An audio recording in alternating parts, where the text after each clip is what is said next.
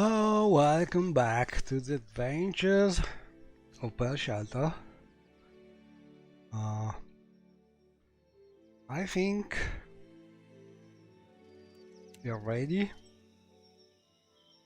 Try and reach Outcast Respite, and this can be a risky thing.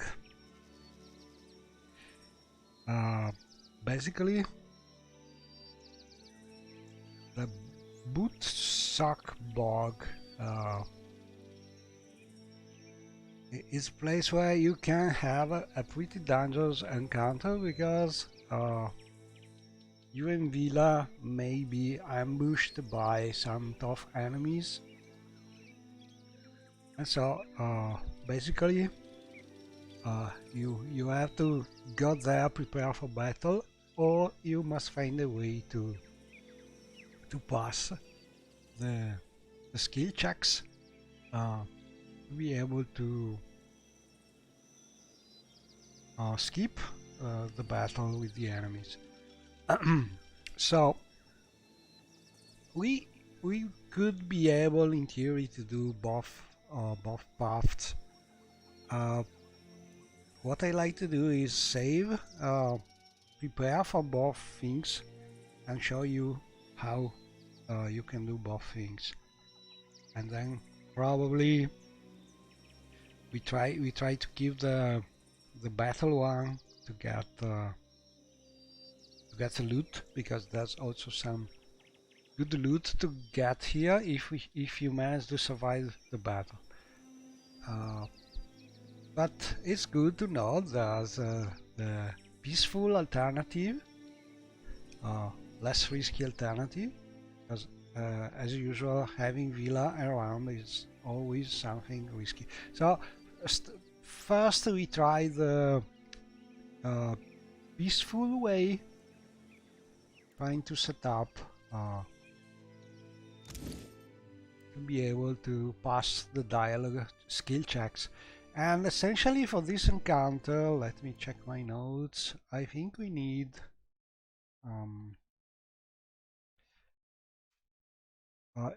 very good diplomacy,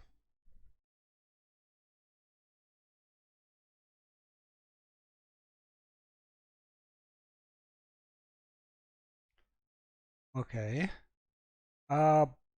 We need 17 points of diplomacy and 7 athletics. In theory, you should also need 19 survival if you want to completely avoid any possible problem, but that survival skill is not so important. Also, not something easy to get while you're doing solo, like in the ultimate and in this ultimate test run. So basically we want to reach 17 diplomacy and at least 7 athletics. The 17 diplomacy is easier than it seems because it's already a requisite anyway we must reach at the end of our run, because it is required to do to be able to get the Engoliero, to give the Engoliero spears to the pirate ship, ghost ship, and get that ship, which is making you able to reach Ukaizo, because the ghost ship can cross the storms that are keeping you away from that place. And the battle, you can in theory fight for that ship, but it's a super difficult fight with Villa around especially. So I've not yet seen anybody doing the ultimate trying to do that better. Much easier to get your diplomacy high and just talk with the ghosts. And so we already have developed our build to get that kind of diplomacy. So we will also use it here. And the one thing we must check is also the athletics, but we should be able with our items to reach these kind of points. So in short, we must check and increase athletics and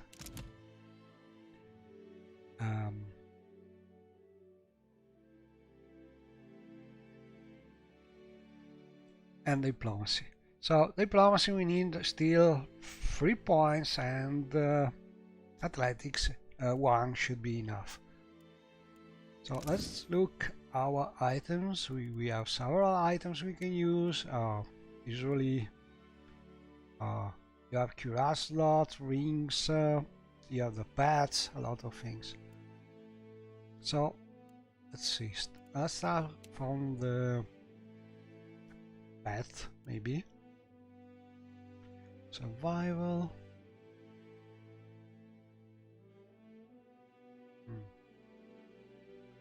Not sure there's a path with athletics or diplomacy. Probably not. Or at least we don't have one yet. But anyway, we will use 1 point to stealth, 1 of survival, never hurts. A belt, maybe we have something here.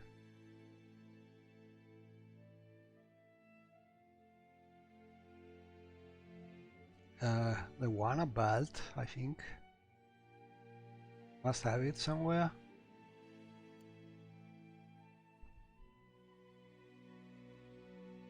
Oh, I will just right here. Here it is. Oh, the filtering is so useful. Survival. Not what I was thinking about, but for sure we have a ring increasing our diplomacy. Antonia's signet ring. 2 points of diplomacy. Pretty good. We need still 1 point. Let's look for a cape, and here it is. Ruata's walking clock. 1 last point of the diplomacy. So we just need a little more. Never remember. Athletics. And we have the burglar's gloves, which are not only give you 1 point of dexterity and what we used most, the 2 points in mechanics, but also 2 points of athletics. They are pretty useful. And so now we have 8 point athletics, 70 point diplomacy. So we should be able to pass the skill checks. If we choose obviously the proper dialogue entries, but the important thing is having the skills.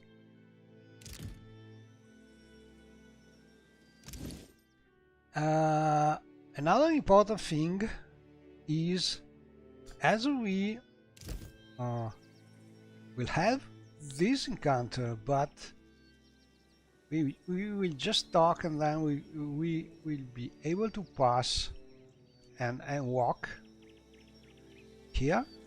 To be effective with our shadow from the boots, we must find a way to open the menu and be and have the time passing normally. So we cannot do that while we are walking outside. So it's better to prepare it before. So we go out of our map and go to the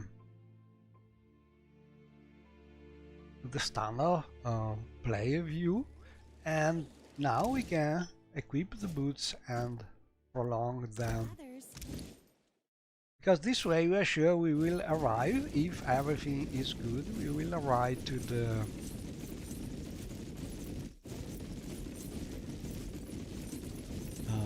to the cave entry while still having some stuff. This is not completely necessary.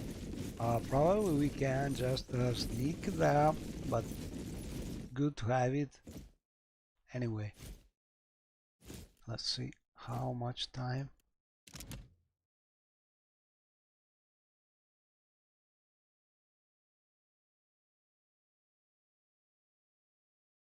I think that should be enough. And also let me check. I think we are still very good with our statistics, but anyway, I will now well, let's go out. And I will save this as diplomacy save, just to show you that we can do it.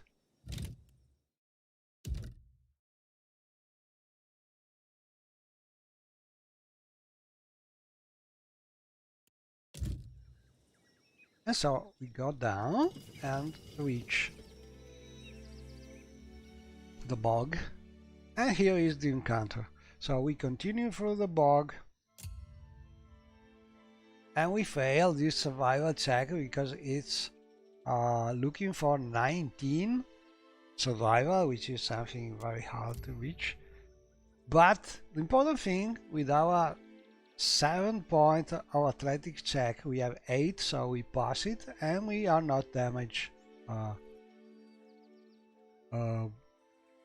by having to swim across the swamp. So we press on and have the real encounter where our diplomacy will count.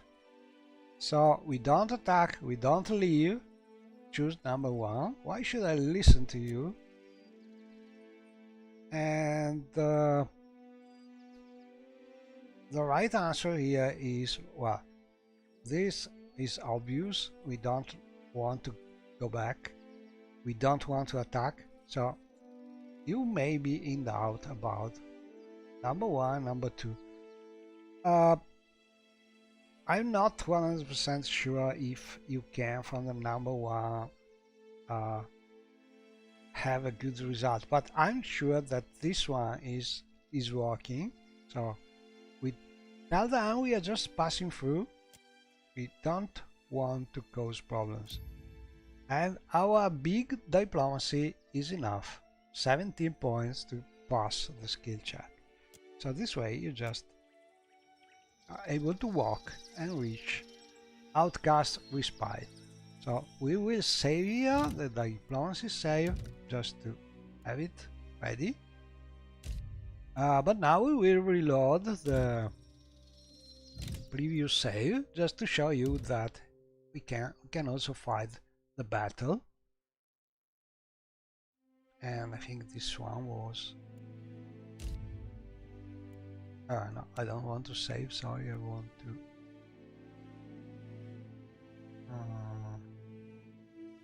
okay, I will do another save to be sure, but I want to load this one. Now we prepare instead for the battle, and this is a battle that may be very risky because it's an ambush and Villa is there. We will have to spend at least 1 scroll probably, but it's better to be very ready for that. So what we will need is, well, scrolls we have ready, a trap not really needed because we are ambushed, we have no time to place trap, no time to go invisible. So in theory, normally with a normal encounter, being invisible is something that is useful, but this special encounter you are ambushed and the fight is starting immediately. You are no more stealthed. So these boots in this special fight are not useful. So better to use something giving us some more statistics or some more protection. For instance, these boots of the stone, or we could try some boots to be able to walk faster and so on. We tried these books. For the same reason, well, these are good for our summons, but maybe we want some different path to give us other features. Not essential, but we will see about that. The belt could be good. We protect. We get immediately 1 point of concentration, which is very useful in such an encounter. So good. This ring is good. We could use this one, which is protecting us if we are attacked by more than one enemy, because this is stacking defenses. But all in all, I think this one is good too. The important thing in this encounter, and in general encounters where we are ambushed immediately, in my opinion, is to use a figurine, because this way you gain a little time distracting some enemy while you are gaining your chance and your focus, so you're able to summon your summon, but in the meantime you have other summons from the figurine, which are going to save you from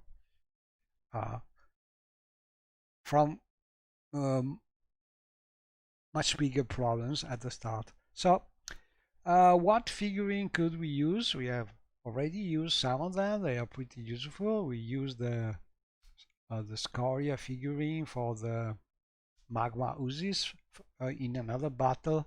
We have a lot of them. In this special encounter, I think it is worth using this one, because these spiders are not super powerful, but there are 3 of them, and they can work as a good distraction for this battle. So I choose this one. And we have this one as usual. In a real ultimate, you don't really know how if you still have one use of things. So when in doubt, always do like that. If you have 2 of them, drop them here and you're sure they are recharged. And this is also true for the boots and so on. Everything you have to copy, you can recharge. Same for these micellar gloves, etc.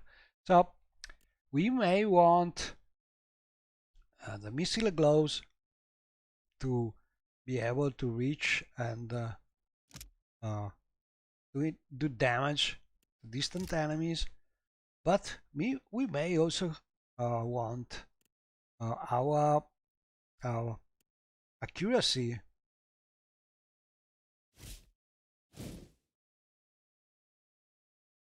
gloves, because battle like this we really want to use the chilling fog from the scimitar, because we want to stop and paralyze as much enemies as possible to avoid them hitting Villa. And so having good perception accuracy is better than having the missiles, in my opinion, for this kind of battle. And so this is pretty good.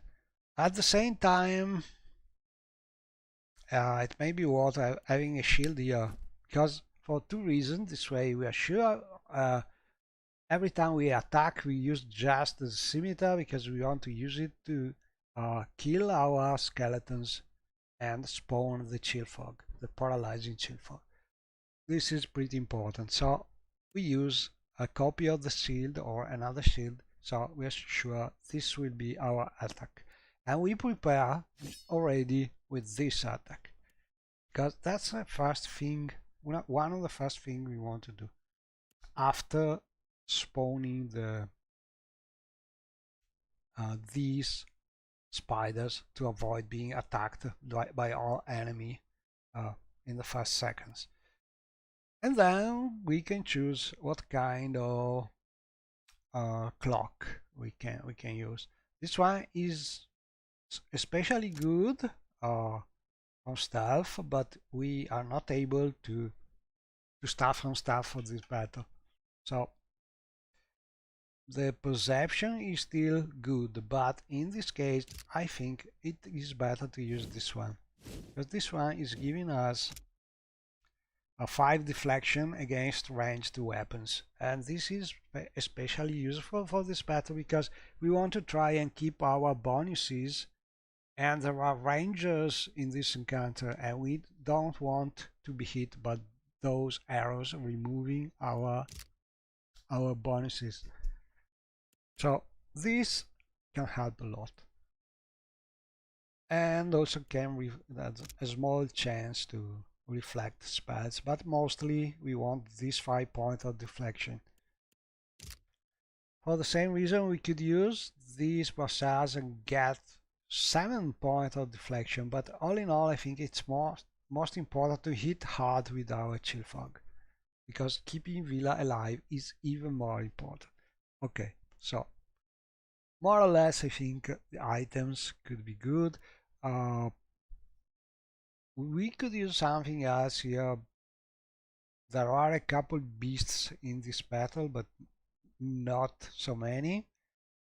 There's 1 point of perception we have here. So alternatives.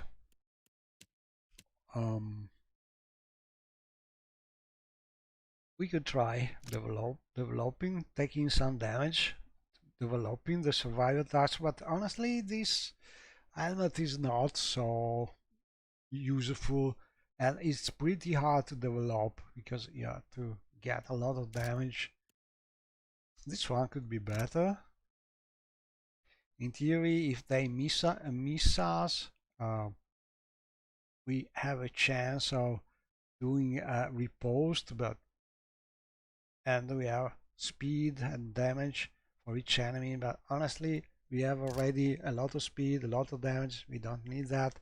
Better to have more perception in my opinion. So this one, or better this one, which is giving us 2 perception points. Okay, so in short, let's see our stats. We should be pretty good with that.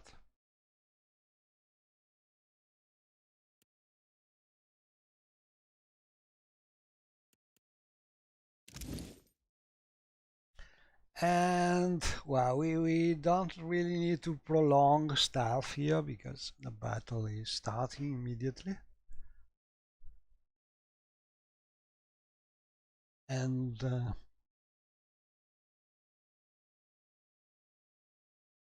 let me think about it. It's better to think because this battle is critical.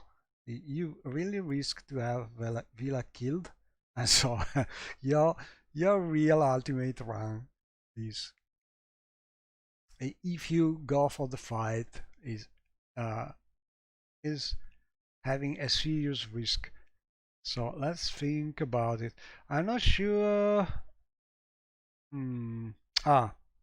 Yeah. If we don't have those 7 points of athletics, we risk to get an injury. So maybe we have to sacrifice this precision to be sure not getting that. We get 1 point of dexterity, but more than everything, we are sure we do not get that injury, which I think is something like you are tired, you lose a lot of more uh, statistics, then you have to use another potion.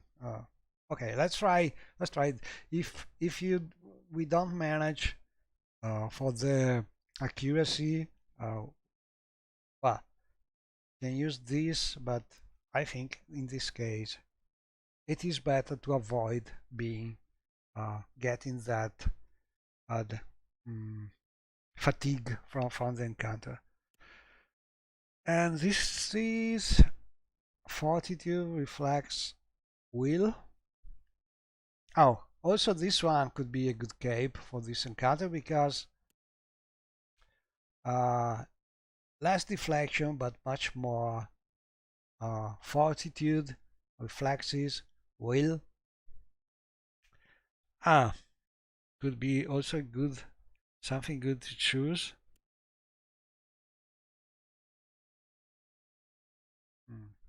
Yeah, it's hard to choose because we would want both of them, but only know.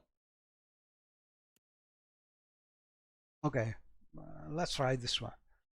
So we want to be ready with this one.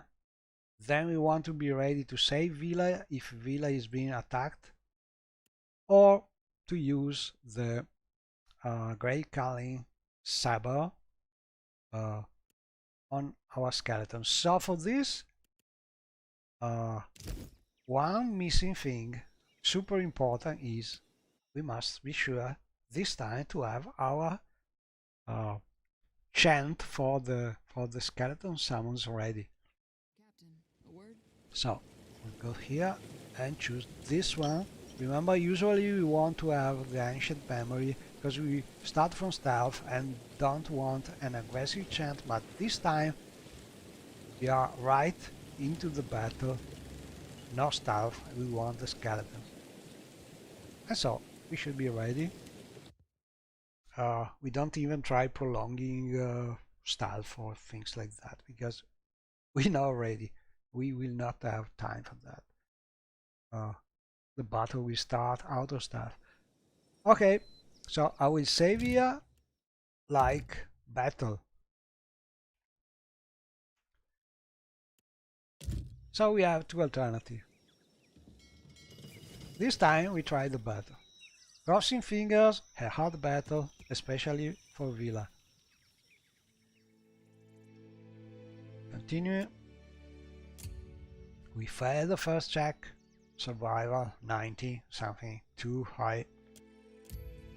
But we passed the first athletic check, so we don't get injuries, we are not tired, and so on.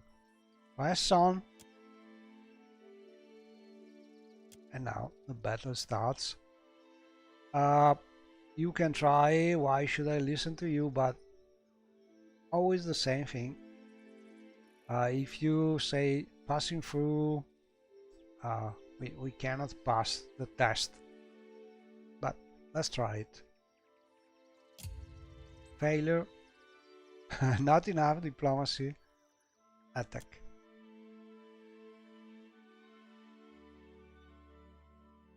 And remember, we don't have pause.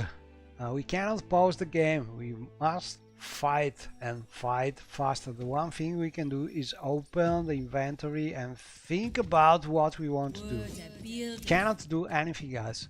Now think. First thing we want to do, and we can't see the battle. We can't really know anything. This is how the challenge and the ultimate challenge and the no pause from the Magnum's Fire challenges works. It's pretty hard, but we want to use the spiders first. And we want to put them here. Then we want possibly to get this one fighting for us. And then we want immediately the chill fog.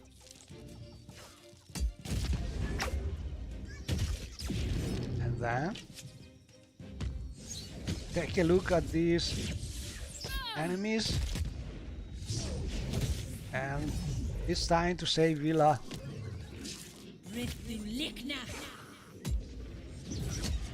Another chill fog.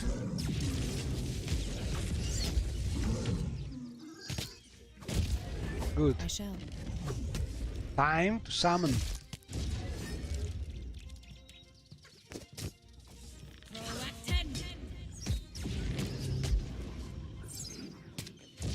Because these will not stay forever. And now things are a little better, hopefully.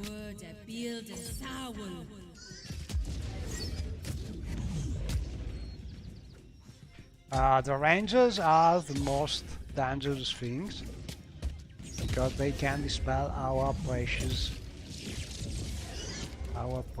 thing, magic, our precious statistics. So we want to attack them or charm them, like the first one. Very well.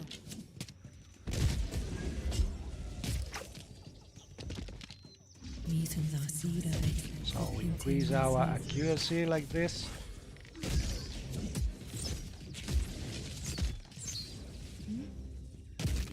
And then we can start Perfect. hitting them.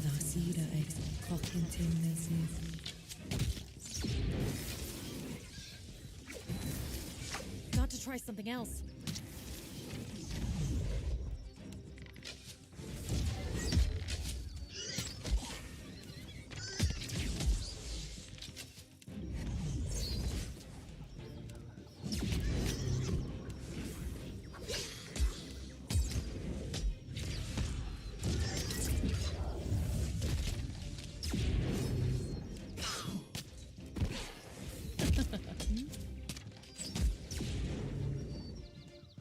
Yes.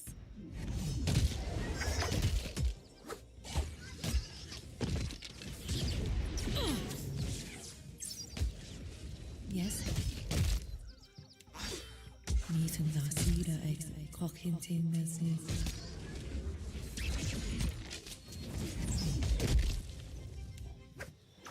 Okay, rangers are out, so we can think more clearly now. Yes. We just want to stop this thing from casting. Yeah, also this human still alive. Oh, and those.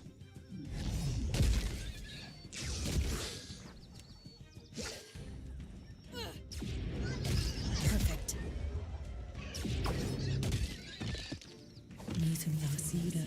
Yes.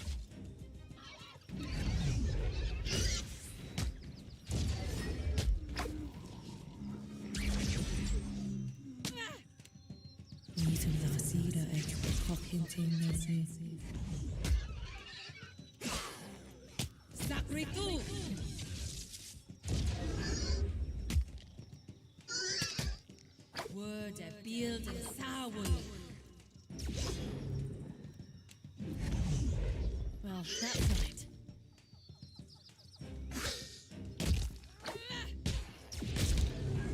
Oh, indeed. Spot on.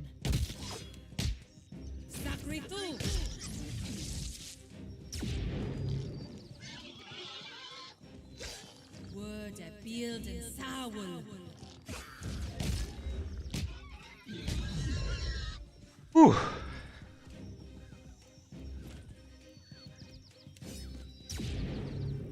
She still healthy. Okay, so we managed to do it using just one scroll. Not bad. I think that's one of the best things you can do. This battle without using scrolls is almost impossible. Is it worth doing the battle comparing to do it using the skills and avoiding the battle? I think all in all, if you have a good strategy and test the battle a lot, it is worth the risk because we can get pretty good loot, and especially this ring. We can buy one in Nekataka in theory, but this is for free. And we get also some very good armors, pretty worth a lot of money. So, good. And as usual, now we can set our usual gear again.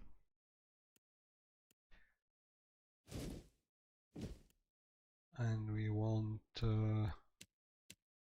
our stealth boots.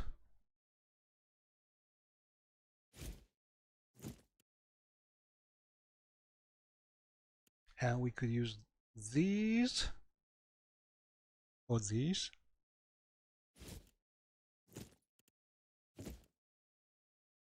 And we have also this nice ring, which is giving us about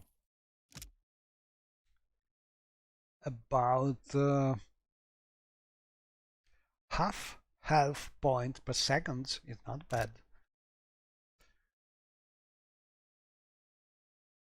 A little more probably because we have some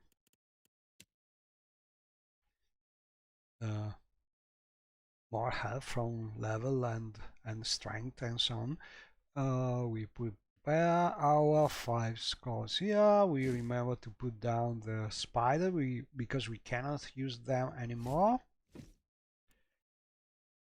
We could also try eating some drug, because every time you load from a session, you can try eating some drug.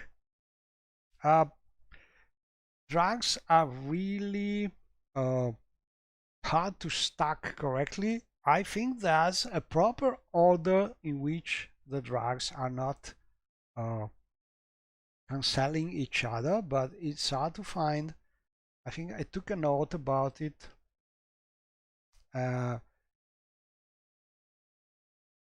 Because normally, not doing the ultimate, you can just try, you eat, drink the drug, eat the drug, and then save, try another drug. If it is not working, you reload and then try another one until you find the proper combination. You save, load, save, load. Yeah, we can do something like that in a real ultimate, because it would be probably considered save spamming. So we just want to do once per normal session of game. So we want to try and find the proper order with which we want to consume and use the drugs. And I think I have some notes about it, so I will try this. Not sure I will be able to get most of them, but so in my notes, I think the first one, not sure about it.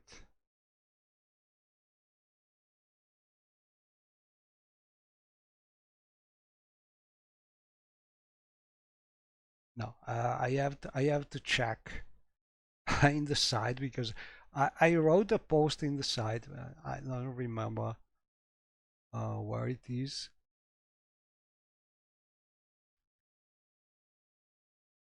I don't have a note. I have a post over there.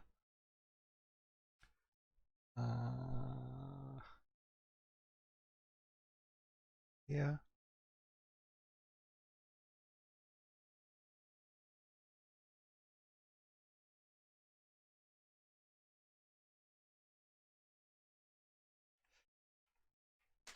I'm looking for the proper page where I have this post in the Obsidian forums. There's a thread dedicated to the Ultimate Challenge, and I remember I wrote that down.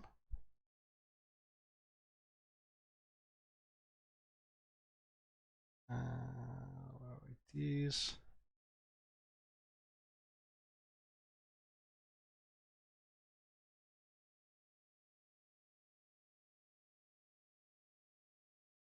Okay, found the thread.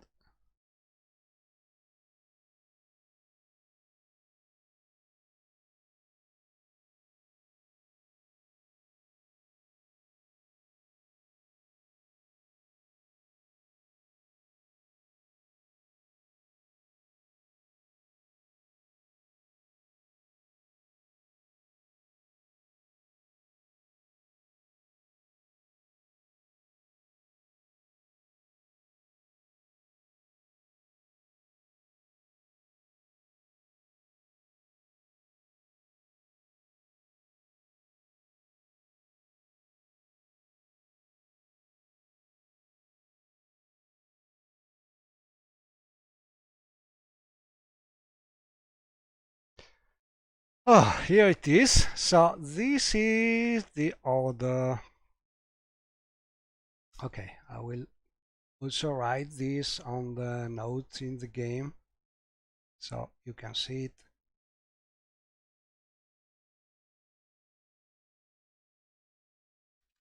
We already know that Deadeye is the most difficult one and we want that last, but the rest, let me write it here. You have a note. That will do nicely.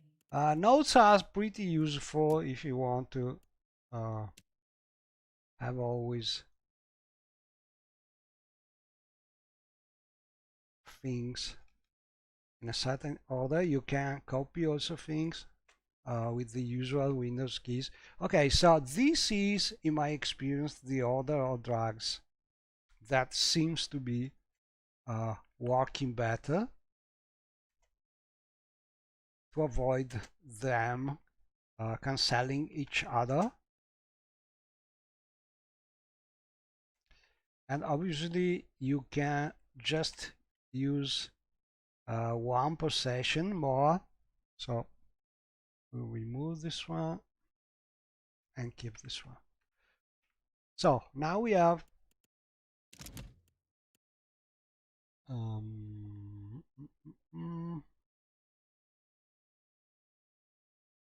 swath. We want to start from the coral one. Let's try this. The coral snuff. Here it is. And my idea to make these things a little easier to remember is to, when we use a drag, we put it here. So we remember the next time, next game session, we already did that. It is easier to remember this way. A way like another, or you can just look at the long list as usual, but this way it's a little faster.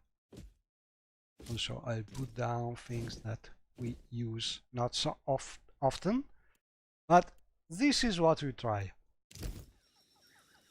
Okay, it worked, and now we prolong things as usual. Sorry, we did not use it yet. Okay, we know that it is probably conflicting with the old one. Anyway, doesn't matter. We want this one to start. Let's see what happens. And we prolong this and the drag.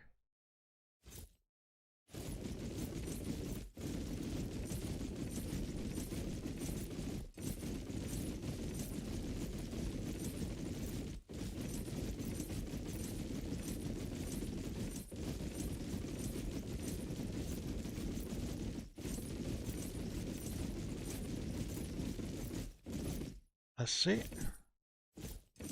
And remember, in the real ultimate, you have the whale challenge enable. You can't see how many seconds you have, so you have to count your swaps like this. Double click. 1, 2, 3, 4, 5, 6. You count 100. You're sure you have long enough to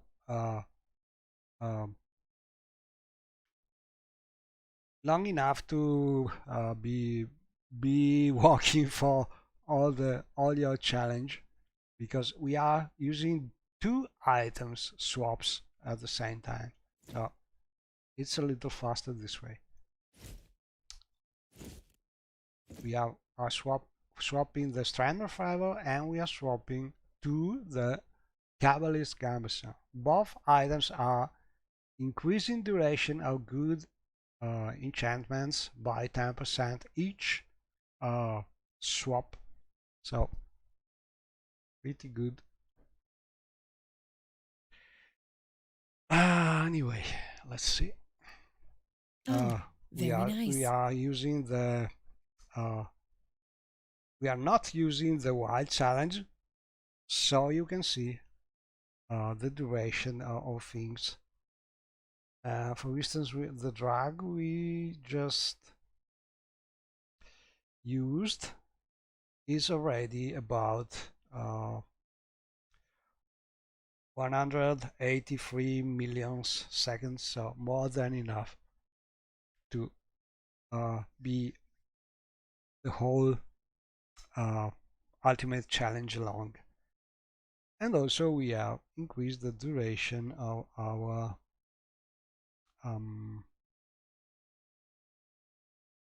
no, we don't yet.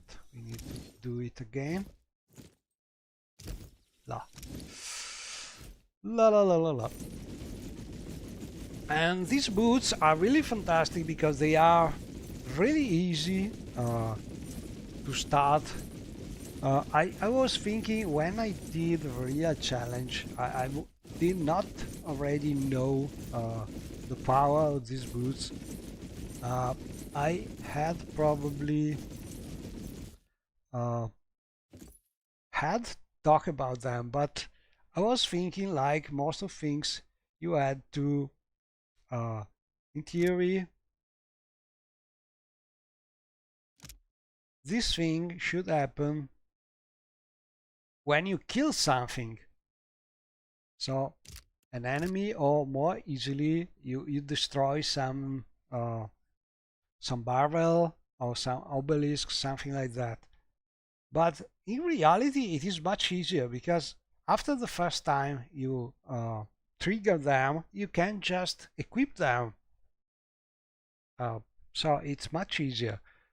Obviously, there's the other side of the coin is that as soon as you do something aggressive, the invisibility doesn't work anymore. So it is only working for stealing things, for pickpocketing. But when you start fighting, immediately you are visible again. So, but still, they are pretty useful. So before doing any battle, they are pretty good to have because you can place your traps even without having super high stealth. Well, you can place the trap. Being able to go away from the traps is another matter completely, like we will see in the future, because there are encounters where you can place your trap using the boots, but once the trap is triggering, you are no more protected by the boots invisibility. So your stealth, if your stealth is too low, you will be immediately seen by the enemies, and Villa will be probably right there near the trap and ready to be killed by the enemy. So it depends on the enemies, it depends on your stealth, it depends on the battle, it depends on that's what the test rounds like this one are for. Every battle is a different battle, so your strategies may vary depending on a lot of things. So not only on the build, but also much on the enemy ability to realize that you are there when started. Anyway, prolonging a little more.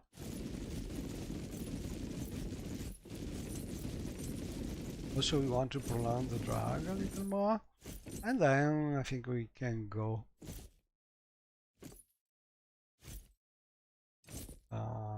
Stealth is now very nice. Shadow Fall, more than enough. Okay. And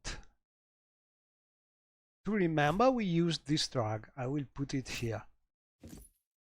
So next drags, we will try to make a line of the drags we are able to use, if we manage to use more than one. Okay, let's go. Indeed. But we won this battle at the first try, and this is pretty good because keeping Villa alive right there, not so easy.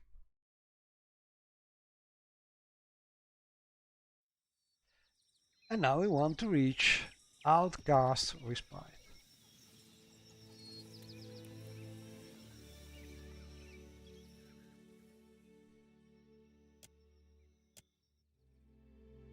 And this is another tricky encounter and fight for Villa, so better to Silence surrounds me. immediately. We are still invisible, but better to be always ready. And one important thing that we want to do now is go here, so we are not visible for sure, and check that we have ancient memory, because we want to keep Whispers our in stuff shadows. for now. And we can be ready with a trap if needed.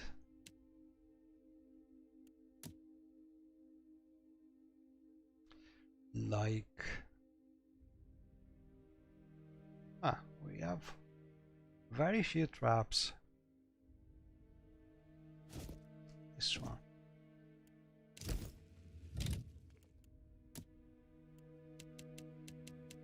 Little music.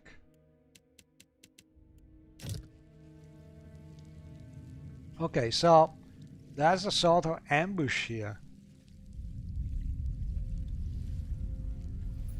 But we are invisible.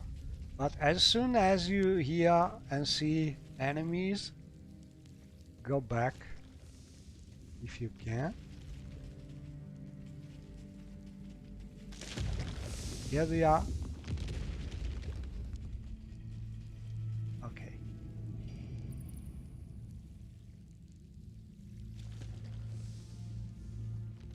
So we have Uzis. We could place a trap. Shift click back.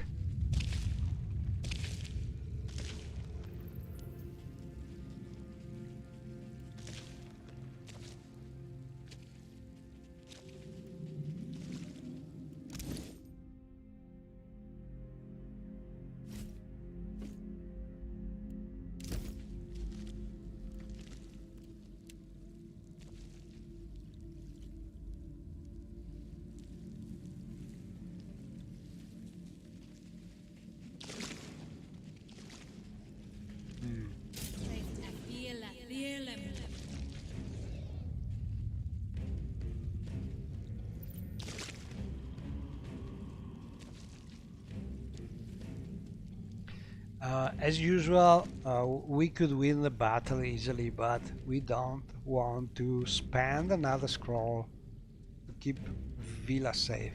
That's the reason why we prefer to play like this, because scrolls are reserved for hard battles. We can use our summons from stealth, and Villa is safe this way. Oh, I don't even have enough time to say something that she's going to do the wrong thing at the wrong time. Even without spawning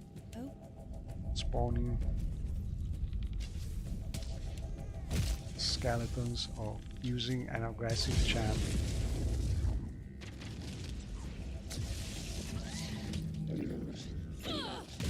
So better to save her. I don't want to use that damn scroll. She's still healthy, but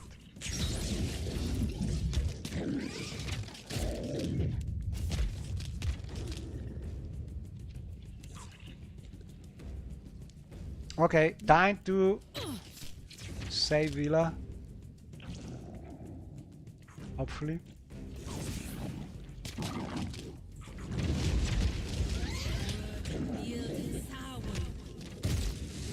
I have to use a scroll.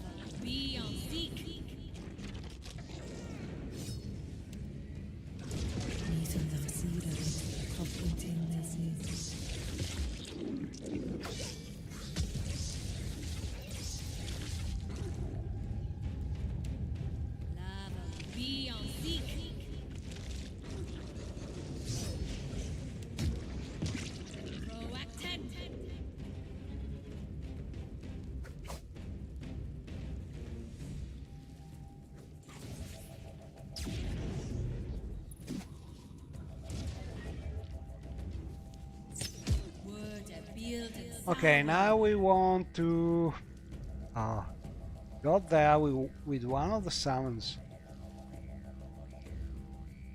While we have still one enemy alive, but we have charmed the enemy, so we can control the situation, hopefully. While we start the battle here. So Villa will stay there safe. Hopefully still paralyzed.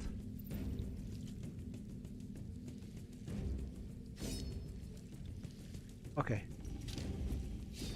We now can kill this thing. Yes. Very well.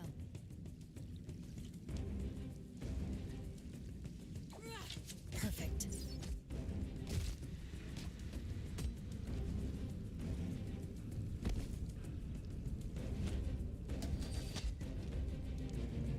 I had to use a scroll. The battle did not Certainly. go like expected, but with Villa you are never sure.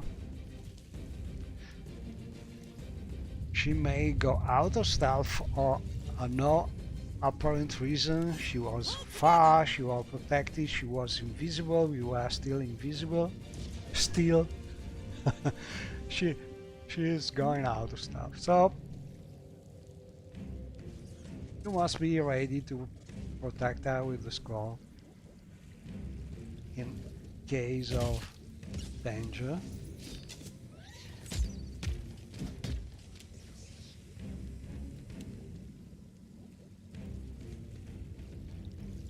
Yes.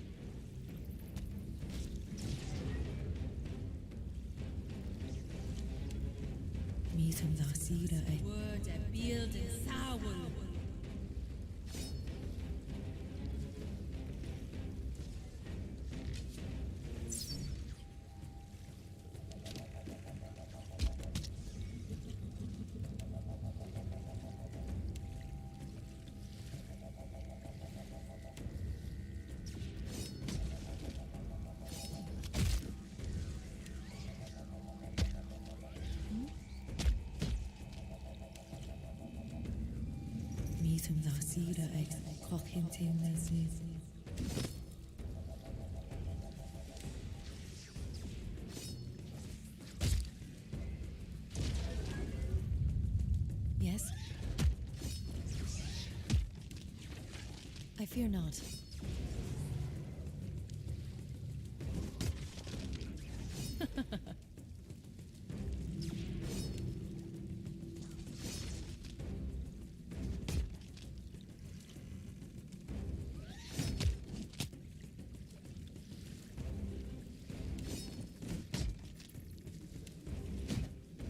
It's beyond me.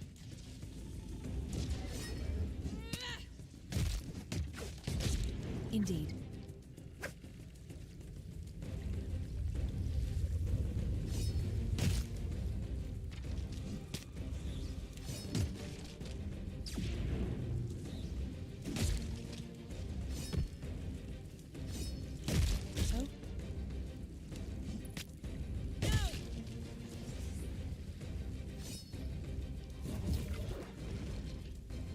Spot on.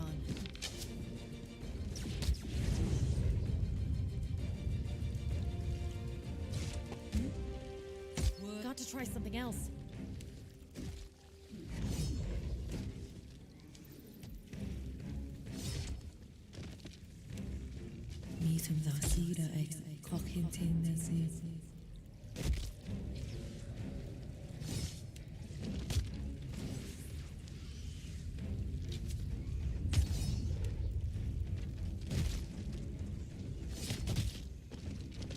Well, that's not it.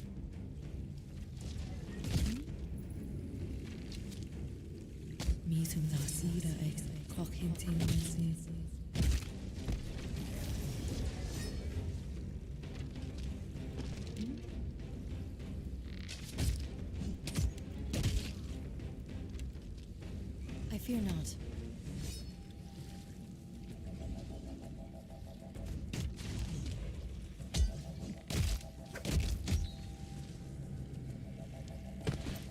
Word a build and sab. Perfect. Lava be on seek. Got to try something else. Oh.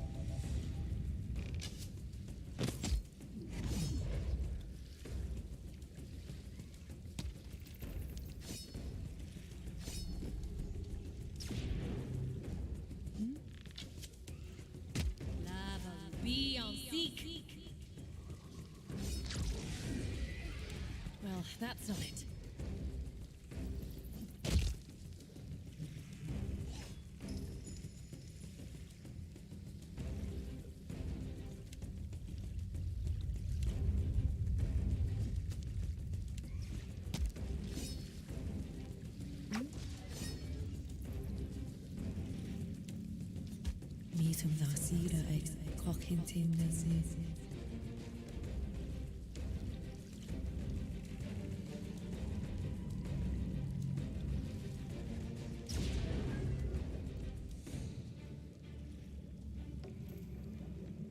Sharp eyes and keen ears. Now, as you like. And we have pretty good bounty. Loot more than bounty. Oh, so not sure this thing is safe.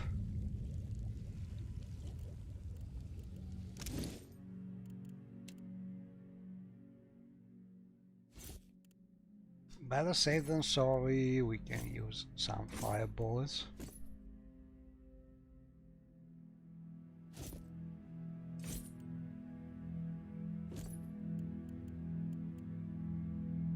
That will do nicely.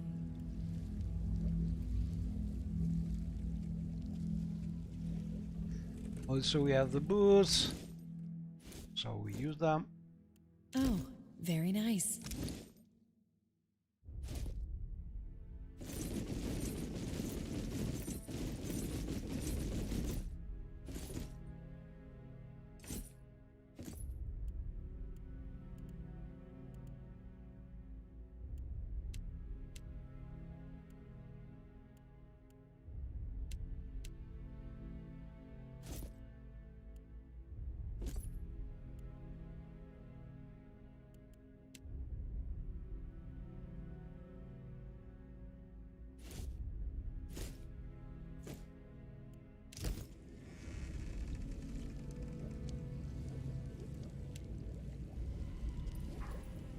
What have we? That were than rough. Probably that thing was not dangerous, but I shall make it so. better not risk.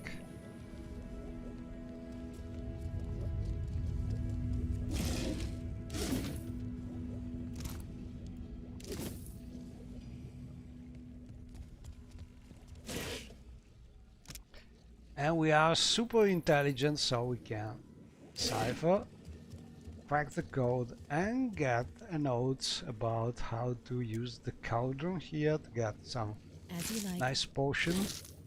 Alternative is to help the prisoner, free him, and we can decode the notes, but we already did it, so we already know how to use the cauldron, but we can still do some shopping with him. And this place is great not only for the loot we get from the enemies, but especially because we can get one special potion from the cauldron and we can drink from that special pool in the other side of the grotto, where we can get even better statistics. It's a little risky because you can get some serious injuries from that pool, but if you have a couple other potions and you keep on drinking, usually you manage to get all the good effects. So now we can make a potion increasing one of our attributes. For this build, all in all, I think anything like intellect, perception, might could be good.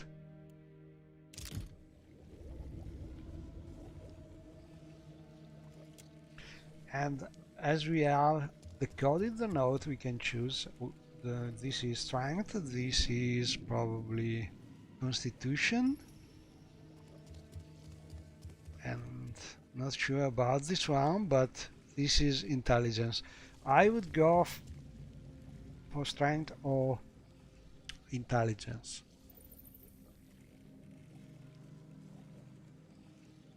Probably all in all, intelligence is more useful. So this one. And we use some ingredients and get this drink, giving us 1 point of intellect from cauldron brew. So 24 a total. Pretty good. Long duration for our summons and long duration for our super strong disintegration. Disintegration is a cipher spell which has a default duration, but as you can see, the longer the spell, the more intelligence you have, the more damage. We are now able to do more than 400 raw damage with one of these spells. And we are talking about normal damage. If we crit, it's something like I think more than 500, so pretty good. And well, let's talk with him. Once again. Bad luck, eh? Always this seems to happen to me. First pirates, now And witches. as usual, I recommend What? anybody Salve doing recipe? some It is madness. video about playing this game. Remember, please click here when you show dialogue, because this way people can follow the various answer and better understand what happens when you click fast. What? You have the witch's notes? I will try. Ikir.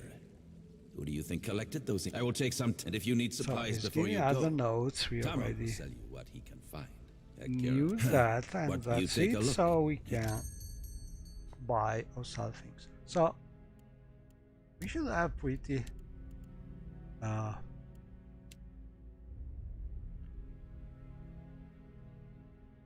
lot of things to sell now. Let's see. And this is a grimoire of the sorceress here, but we don't need it.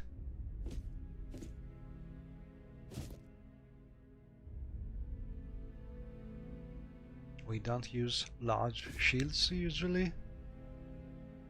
And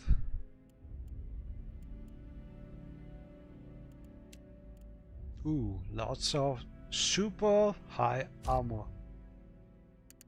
These are worth a lot of money.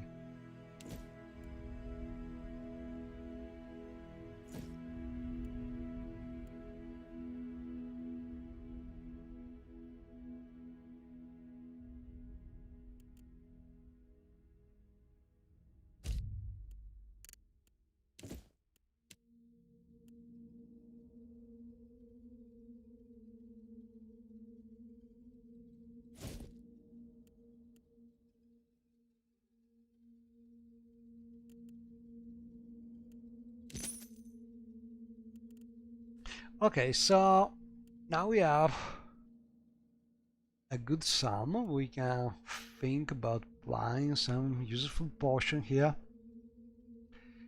And this is one kind of potion that, especially in the end game where we have to do the battle with the Sigil Master Auranic. She's a super high level mage protected by some really dangerous sigils.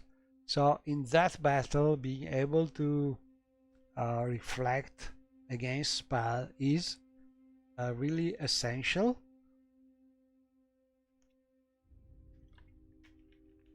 So some of this potion we don't have any magic able to do that. We are no mage, so having these potions is something pretty useful. And well, also one of these is used. There's a battle in particular where at least one of these potions makes things much easier. The battle with Nemnok. So you can craft one or buy it, but always good to have one at least. And we can buy one of these. We have a small discount, so better to buy things here. One of these, always good. And then maybe we could buy some solution, some reagents.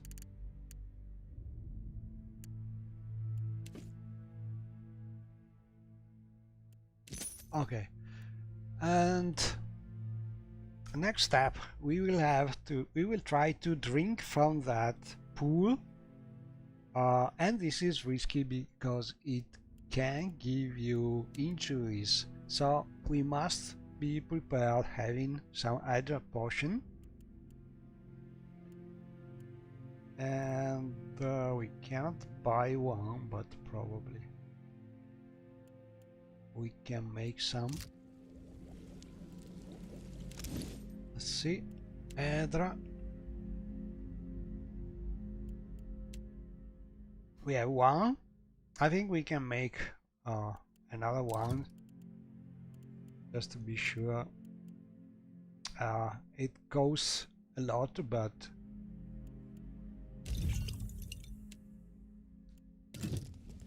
this way we are safer. Okay.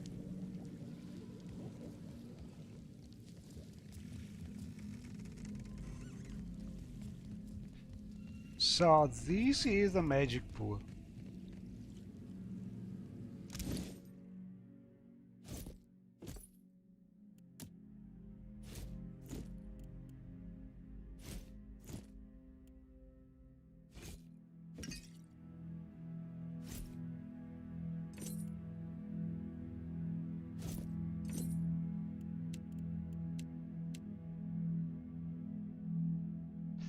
As usual, in normal game, in test game, you can save spam until you get the lucky try where you get the useful increase to your stats and do not get the injury. But in a real ultimate, you must keep what happens and be prepared to cure your injuries using a luminous Hydra Potion. So that's what we will do here.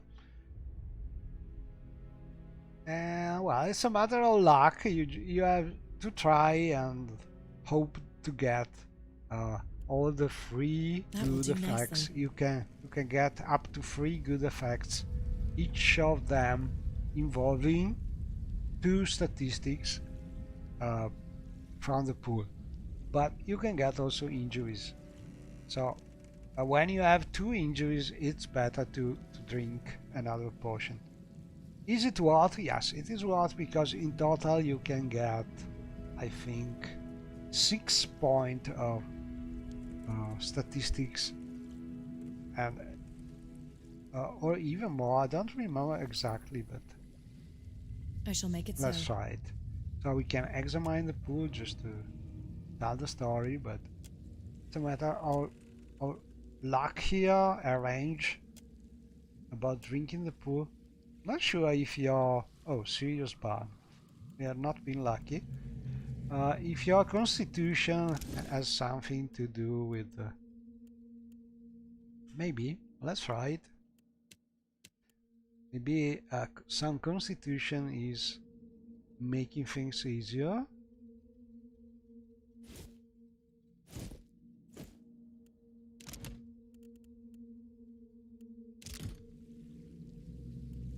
As you like.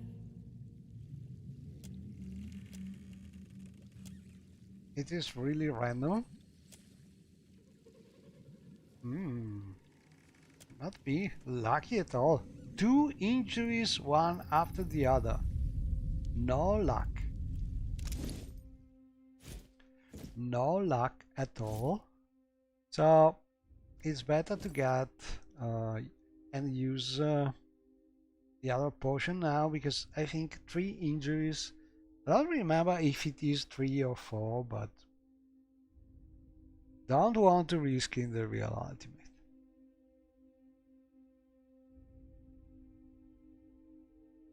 Let me check what's this. Reliability. I don't think is giving us anything about. Okay, let's try.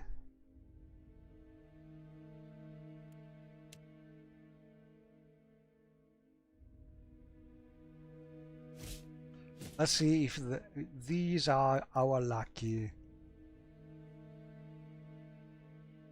glows. Very nice. And we drink the other potion. Yes, I shall make it so. Oh, finally, we got one. Suddenly certain you could calculate the movement of stars. So we are intelligent now. More intelligent. Let's see. 2 points of intellect from alchemic reads and 2 points of resolve. So each of these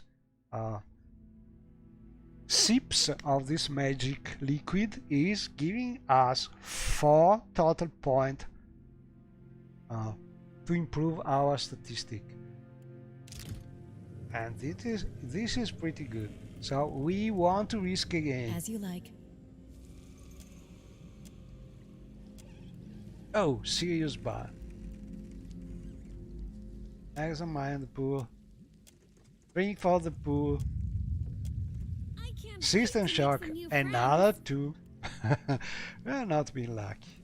Not lucky at all. So, second other potion. This improvement is costing us a lot, but it is worth. We are trying to do an ultimate simulation. These statistics really help.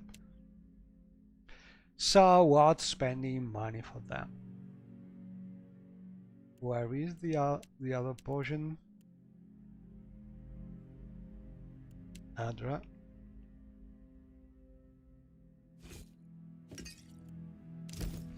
Not sure about that. Maybe we can get 3 of them. I don't remember. Not sure. Let's see if we find some notes about it. Afflictions and injuries. Injuries.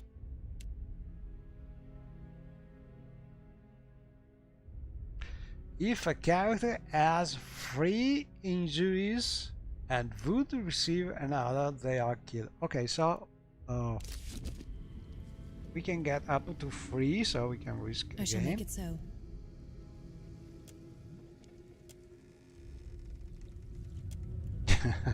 And now we have to. I don't think we are really killed, but we get a major injury if we get more than 3, so we are not really killed because Villa is still alive, but I don't want to risk that. So last drink, last one.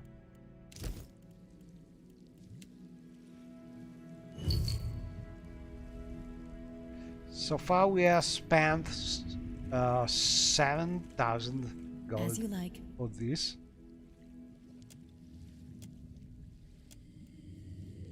And we got another one.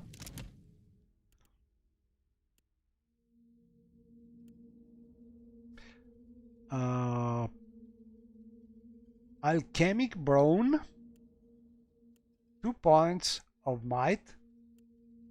2 points of constitution. So we are missing still the last one. I shall make it so.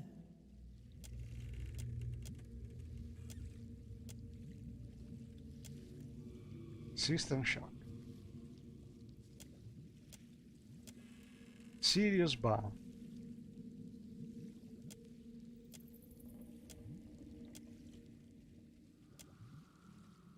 You suddenly feel like you could best a panther in a race through the jungle. We did it. Get 2 injuries, but finally we have also 2 points of alchemic guile, dexterity and perception. So we have pretty high stats now. 28 perception, 27 intellect, 23 might. Pretty good, but we have 2 injuries, so worth spending another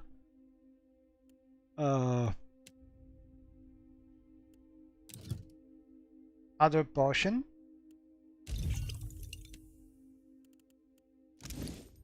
In total, more than 10,000 gold, but worth it.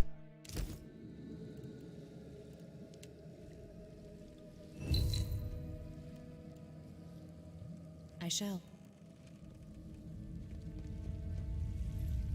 As you Oh, we like. can also loot something else here. Not much to sell.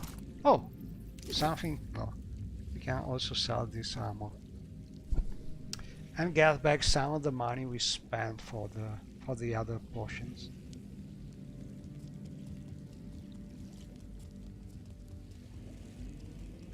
Free once again. You take a look, eh?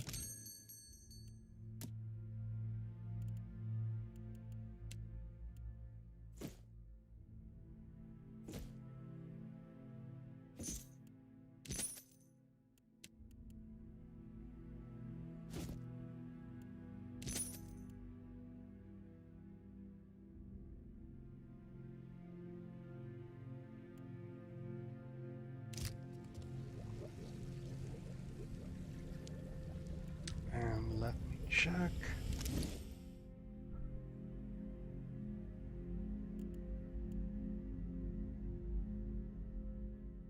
More or less, I think we are done here.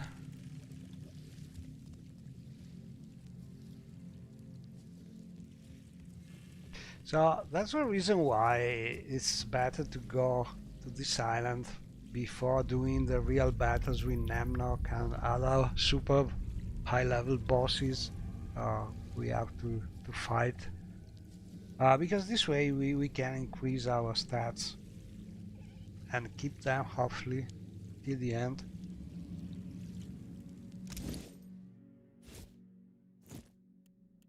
That will do nicely.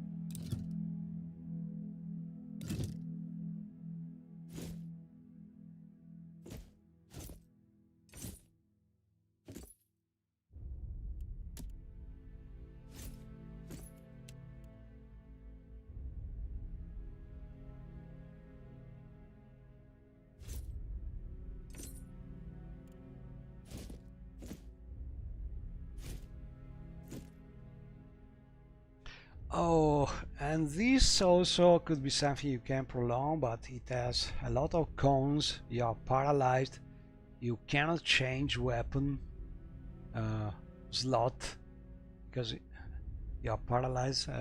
You can't do much. You cannot even use spell, I think. So not something really useful. It could be something you want to use for a special battle when you want to be almost immortal, but you don't need to change weapon or use spells. But for this build, honestly, I think it's not worth. And yeah, this potion can put away for times when we need them. And also always have your 5 scrolls here ready for Villa. Never say never.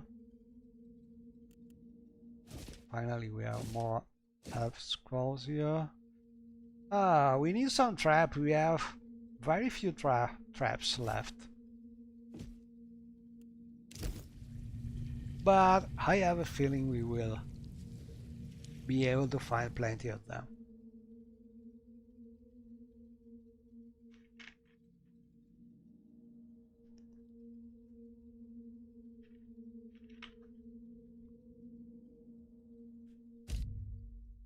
And we can name the island. It's one of the island.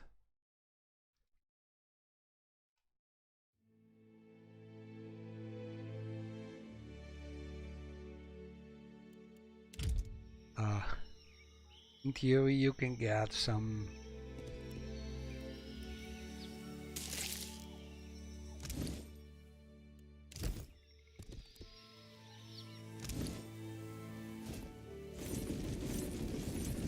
money from the cartograph in Nektaka if you discover this kind of islands, some quest for it, but we tried the ultimate, we don't have time, we have to kill a lot of monsters, we have very limited time. Let's see how much.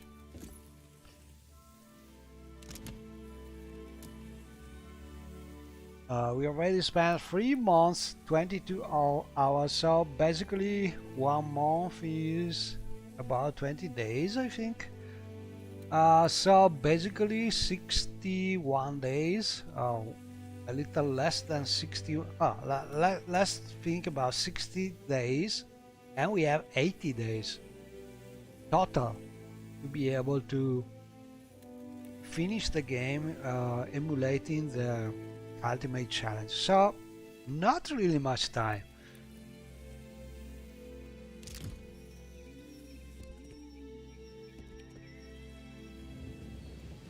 So important to check our navigator. We did a mistake probably trying to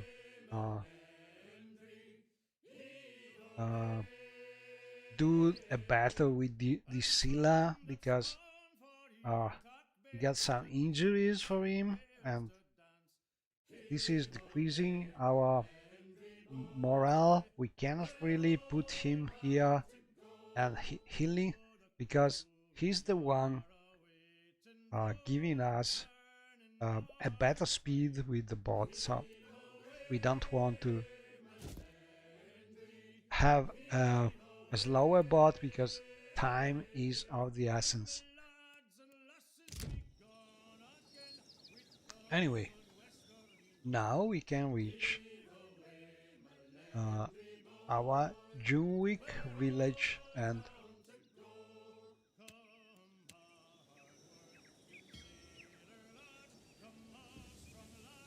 in theory find a way to kill Nemnok.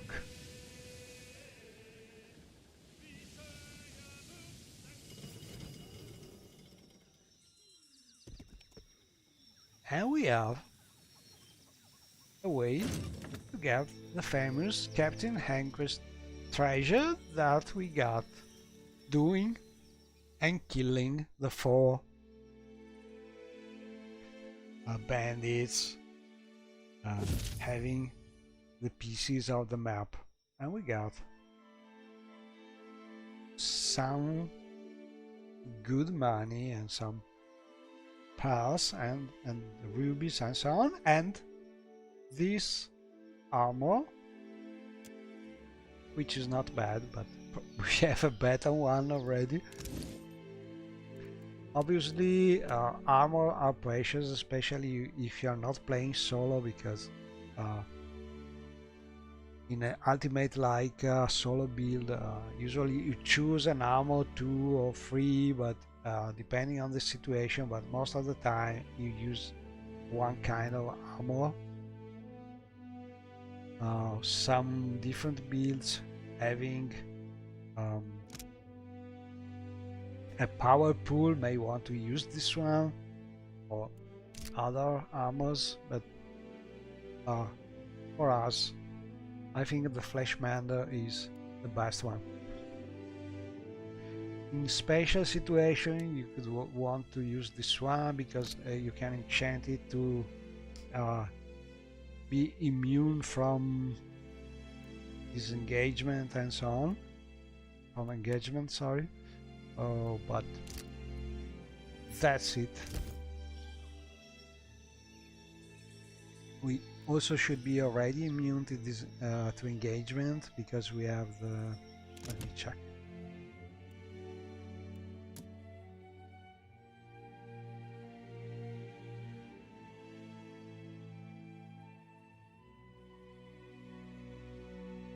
Yeah, we have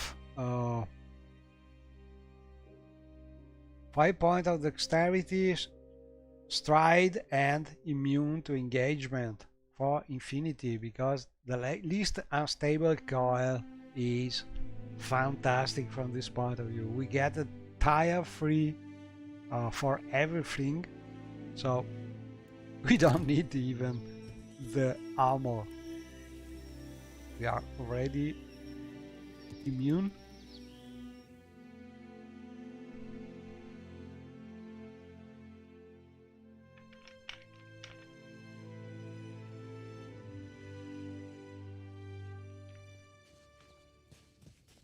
I said no to talk.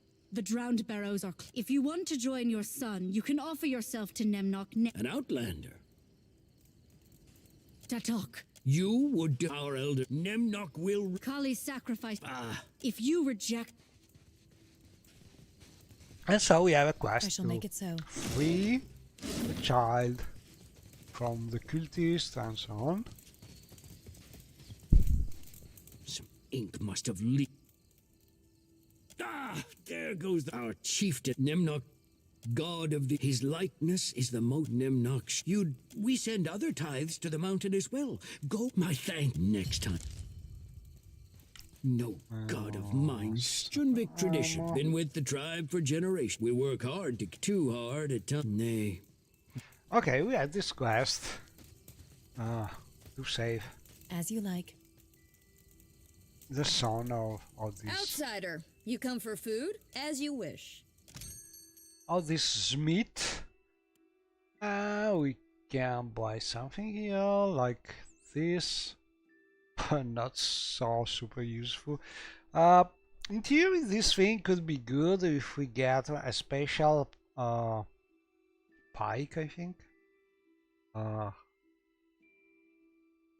which could increase your power level if you are able to get some nature or plant effect. So in theory, triggering the natural embrace would get us wood skin that would trigger that special magic from the staff. But in practice, it's not so easy because it is only a 10% chance and it only works during fights. So for this build, not easy to prolong and to trigger, and so honestly it looks good, but it is not so good. So maybe we will buy it later, but not I shall make super it so. useful. probably there are other things useful here. Oh, and also we can in Silence theory surrounds me. steal things, but these people don't have much to steal. After all, they are poor. To whispers and as you like. Ooh, found a kill leaf. Good. We can make scores for that. Sharp eyes and With keen that. ears. But as you can see, we cannot steal anything. Ooh, a doggy. This one is actually a good dog. Got some interesting effects.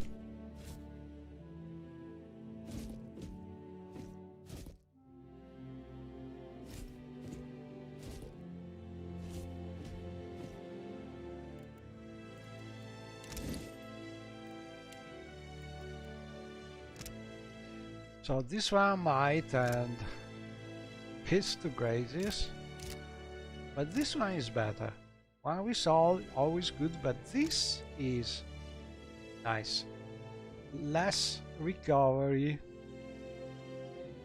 for anybody in the party. And this will work for our summons too. Okay, good, but we already have the 0 recovery because we have prolonged Scordio's Edge, so not much a difference for us, I think.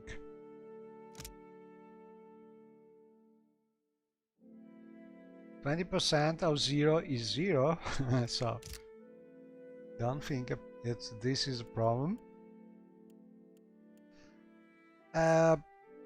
Could be good for our summons, but we already have this one for our summon. 2 mites, 1 penetration. I think it's a little better. Also,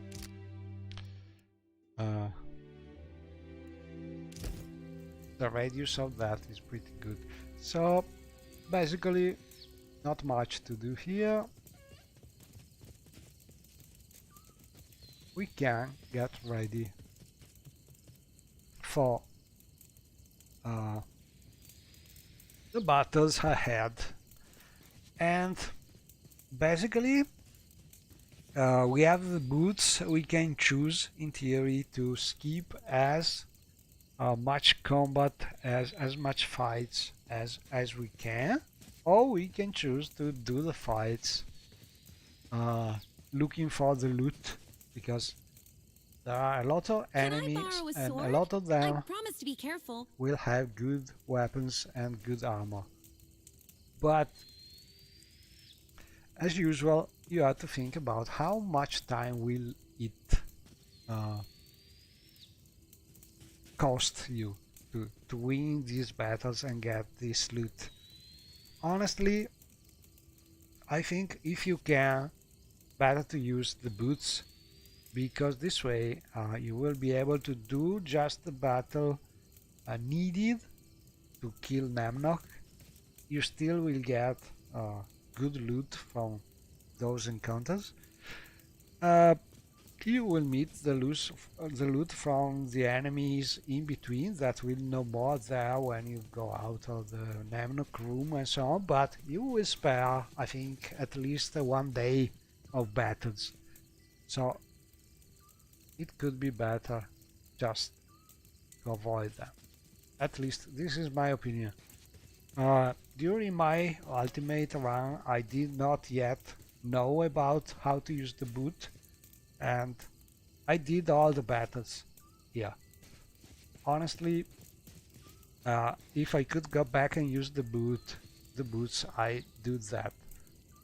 Sparring 1 or 2 days of battles here to be more relaxed in the rest of the run, because 20 days are not much. You have to go around all the maps and do still 2 full DLC, so pretty lot of things, especially the one the last DLC is pretty long, so Yes? I think better to skip Yes. the battles. But for this reason, we must check, as usual, to be prepared.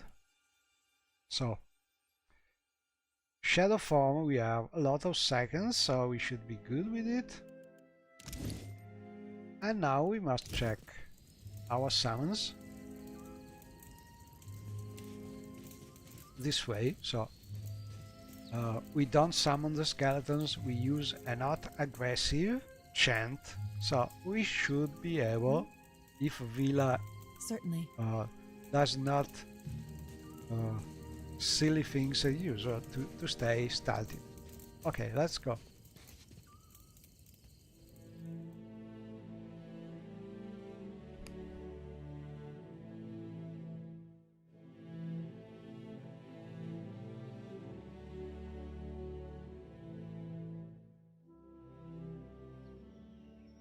And this is a really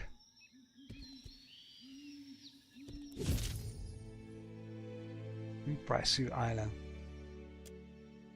Okay, so you can choose where to go here. So basically, if you go through the ice, you go to the second floor, and there are different enemies, different loot, and then you have to go down.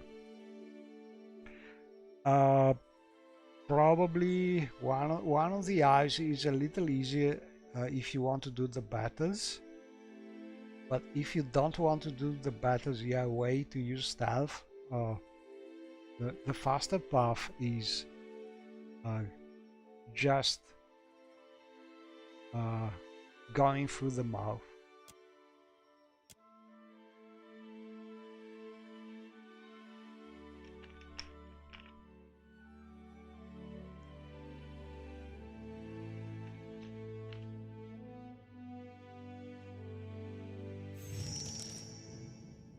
Okay, we're still invisible. We must explore, find Nemnok, and so on. We should be safe here. Silence surrounds me. We can even steal normally. We cannot because they are already aggressive. But we can explore a little around just to realize how the map is. So we have a closed door we could explore, but we will do that after To whisper we shall get make the it loot. so. So we must think about where is Nemnok.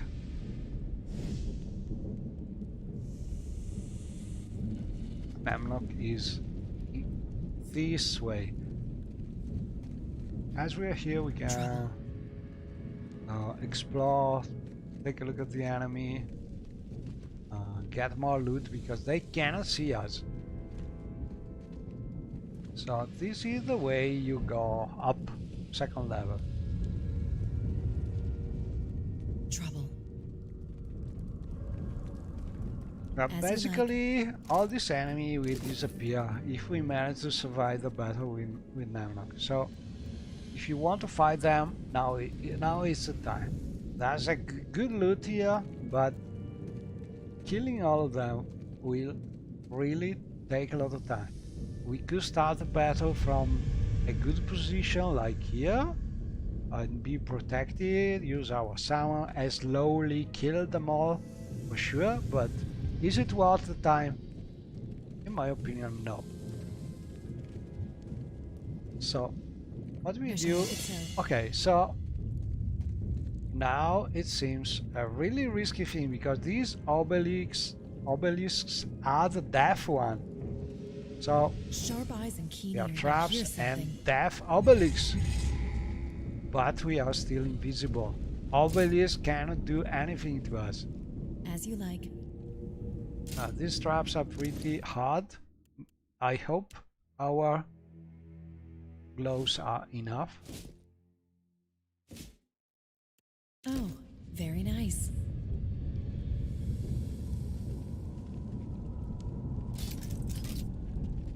And these traps actually I are shall make it something so. really needed. So without the boots here, you would have to sneak past the enemies, which is almost impossible without boots. So you would probably have to kill them all and then use fireballs or something like that to destroy these sigils of death, which are the most dangerous one.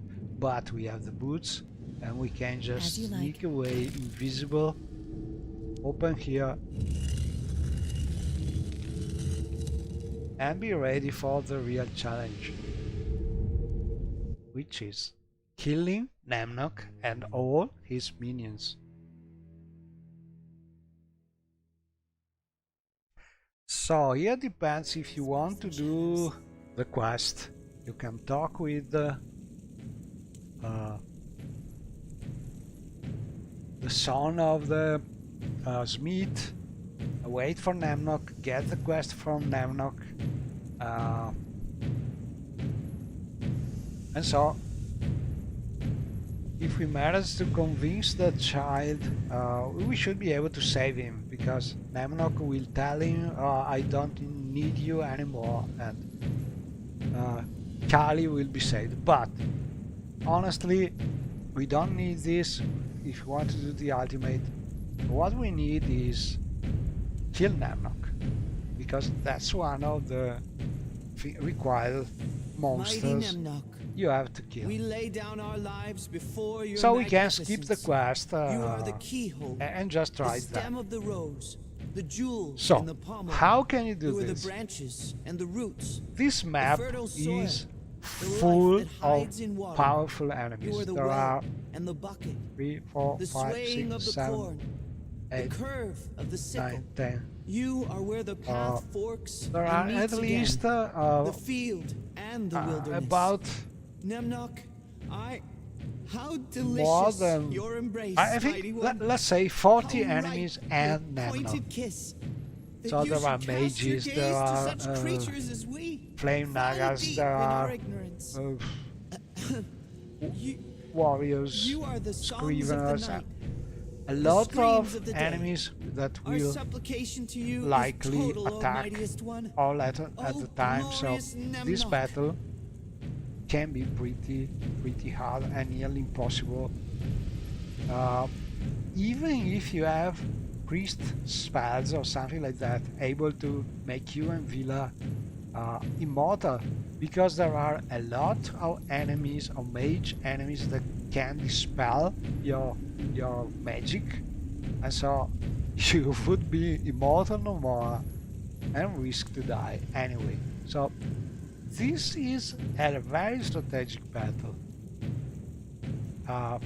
There are ways, and you get hint about this if you explore and find some messages around also in the other floors, but there are ways to sort of loot the enemies, and when you manage to have them run for you and you manage to go invisible, a lot of them will just go away, look for you outside, take the stairs and go out.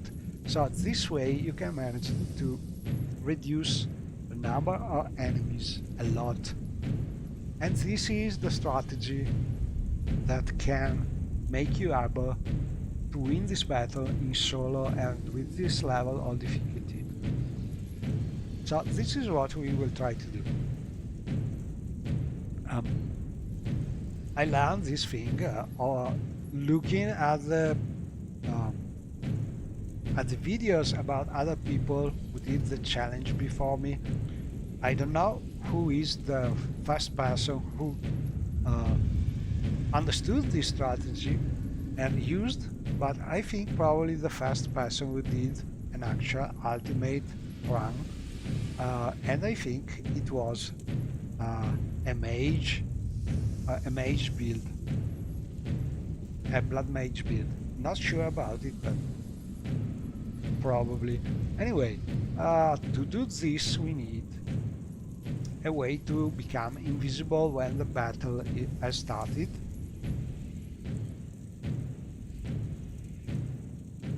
And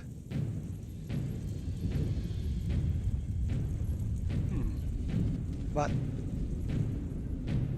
they are not yet aggressive, so we could even do something different. Anyway, we need a potion for sure, because when they become aggressive, they will run for us.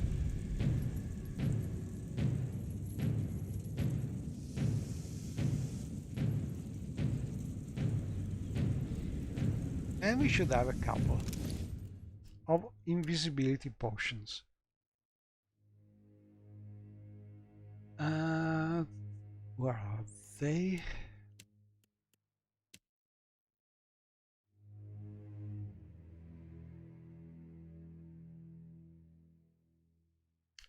Okay, so one of these, we need scroll of withdraw, and I think that is. But as they are still not aggressive, we can use to start the battle a different trick. That's something that I used first, I think, which is the bomb trick. The mage build that I've seen the video was using basically a spell to stop Villa here, and they run against the enemy until the enemies become red. Then they run away. Maybe use the boots to jump here. Oh, also the boots are good for this. We will use them probably, and immediately use the scroll of withdraw on Villa, so she disappear, and immediately after use the potion on invisibility on the player, so player can survive the enemy running for him, and run to the door. This way a lot of enemies should look for the player and go out. This is a tricky thing to do, but if it works, your probability to survive the battle are much higher. So basically, to trigger the enemy and start the enemy to try to hit you, and there are different ways, but I think I will use the boom trick also to show you. I did this way in my ultimate run. So a boom,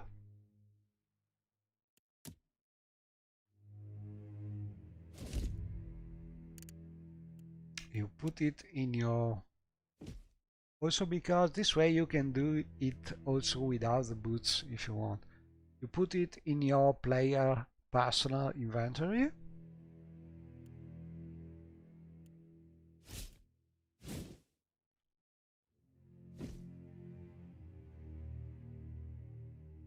And we have already the boots. That will do nicely. And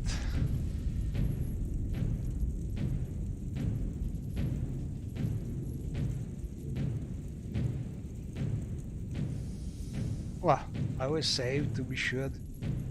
But oh, another important thing.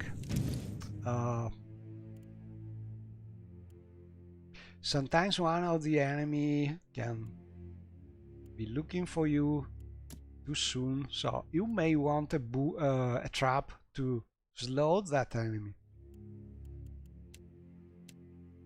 It doesn't help sometimes, but better to have it. So we want a trap. Oh, my voice is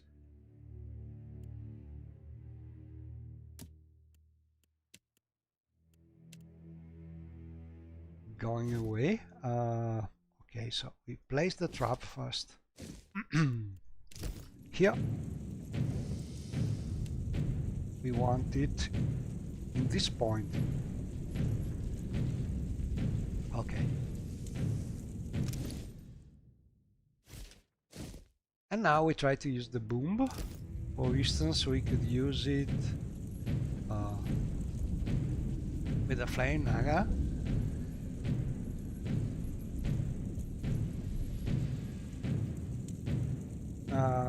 No, I don't think I would use the trap. Let me think about it, because it's a little tricky. Yeah, we can try that. Let's see. My doubt is, will we be fast enough? In theory, yes. In practice, I don't know. Let's try it. So, click, shift click back immediately. We should be able to place the, to sneak open the menu, wait to place the boom, and in the meantime we change our boots, so we have, for instance, well, maybe we don't even need to change the boots.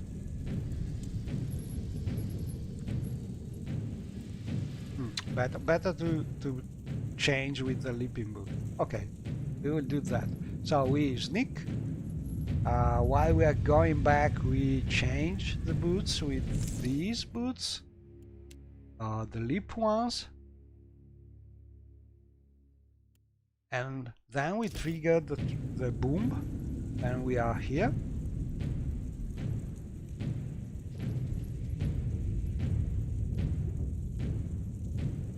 And then we use, also we need a scroll for Villa. You have to think exactly about everything to be sure things go as you want them to go. We need also one of these scrolls.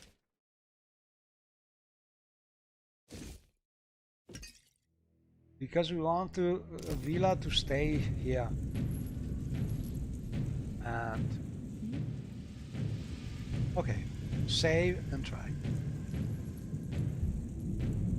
Mi si era mutato il browser.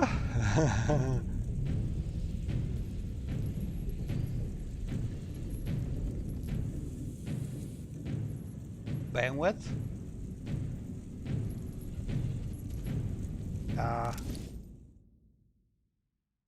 L'armatura del Flashman. No, non è quella di Bandwidth, è sparito l'audio, non si sente più. I'd better try to speak in English for anybody looking at the video. I'm talking Italian a few words, but basically the question is if the armor is the one you get from Bandwidth when you kill him. No, this is a flash mander you get from killing Icono, I think it's called. The one from Bandwidth is here. We don't use it much now, because we don't really need recovery time, because we have already the Scodier's Edge 0 recovery. And so we use the Flash Mander. But at the start, that armor, the Bandwidth armor, is pretty good. Anyway, this is pretty difficult, so concentration. I don't know if I can make it at the first try. So, sneak click and rapidly shift click here, so we can go back. While we're going back, we change the boots, if we can. If we have time for it, hopefully we will have. Go down here, change the boot very fast. Well, not needed very fast while we have the menu open, but you get the idea. And we must be ready also with this one. So we want Villa to come here as far as possible. And now they are aggressive. We want to run that way. But first we want to stop Villa there. Or we could, oh, we can also wait for him. Maybe it's even easier this way.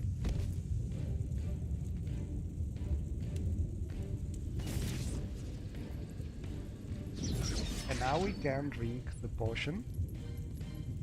Hopefully.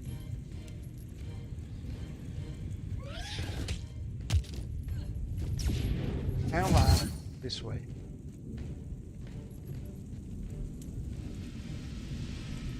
Summon the enemy, in theory, should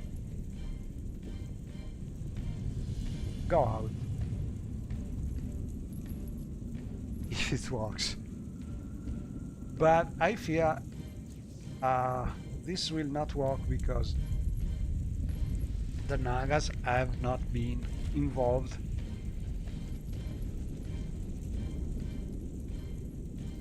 So I did not the proper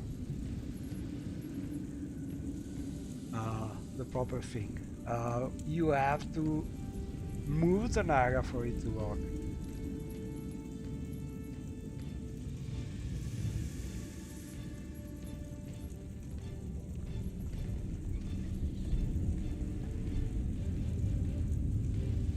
So probably the boom is not a good idea.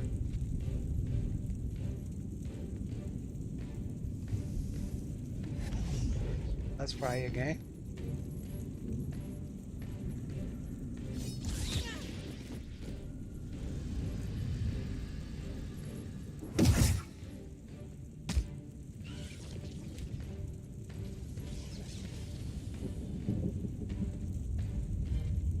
No. Villa is out of stat. Bad tactic. So this tactic works if you don't try to...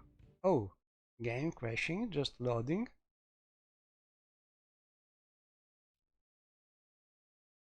So this tactic, this way, does not work to get the enemy out of the door. You must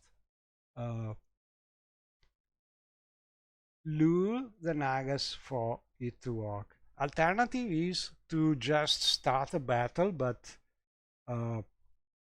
try to control the situation with Villa there.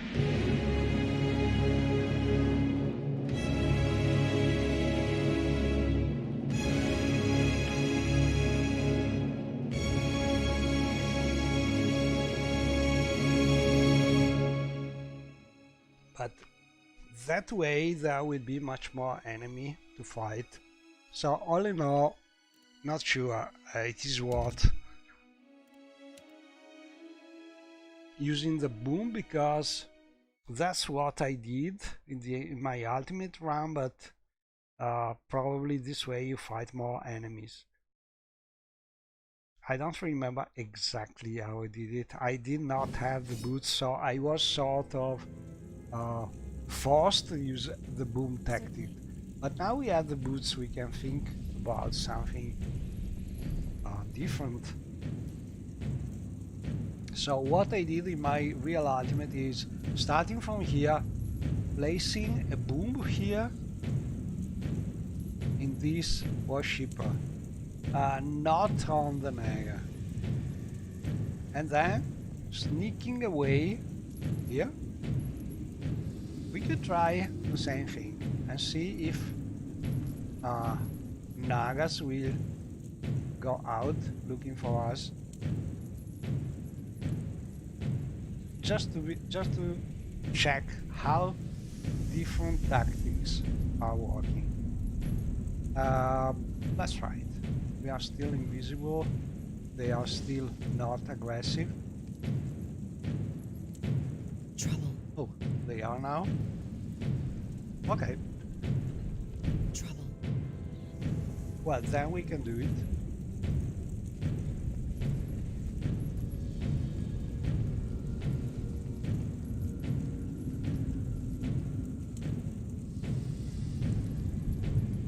So if you go this way, even if you are invisible, they start becoming aggressive.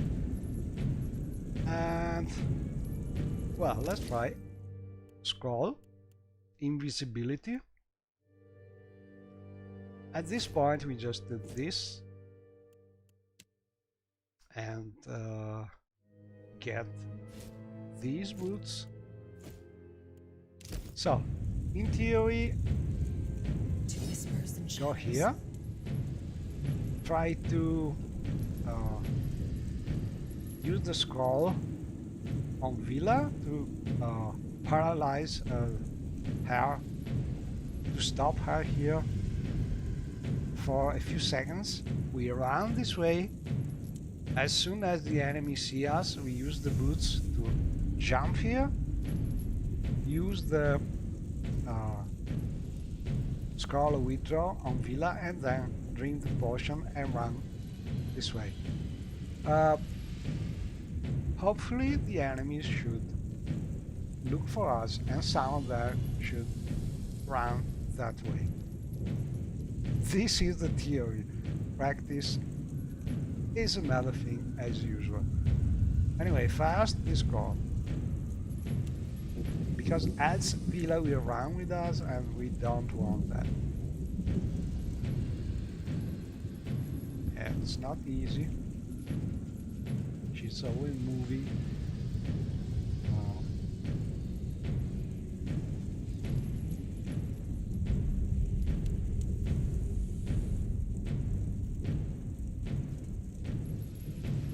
Let's see. Okay. Now. Spot on.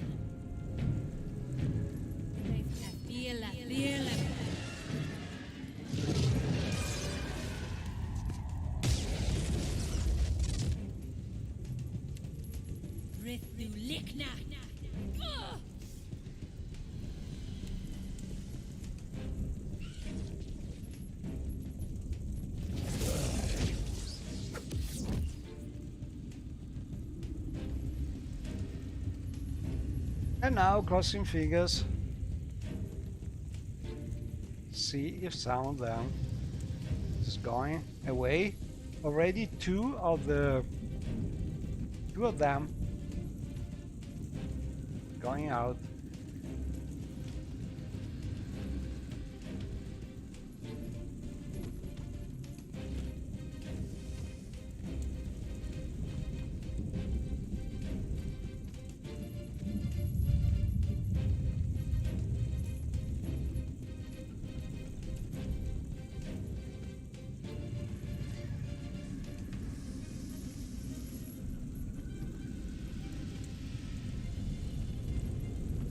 These damn things are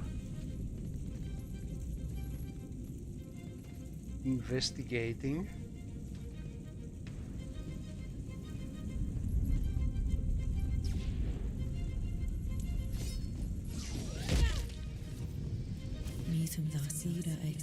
Crap.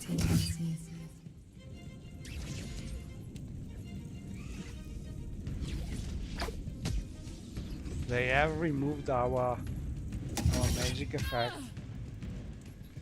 Not good. Plans. Well, these mages should have been out. Yes. We can still win the battle, but not worth. We have no more effects. So no, even this tactic is not perfect. So as you can see, this battle is really difficult. I don't know, maybe it is worth trying to skip the path, having the enemies going out of the door, and just try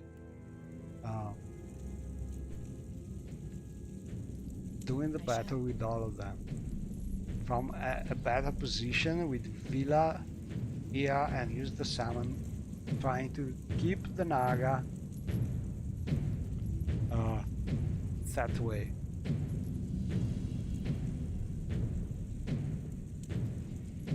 I don't know, it's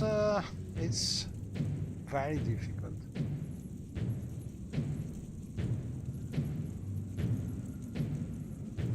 You must always think about this is an ultimate, we don't have more than one chance. What is the best thing I can do? Because it's a little random. If the mages go out, you are more or less safe because they cannot dispel you. You can control the battle. But if 3 or 4 mages come here, not easy.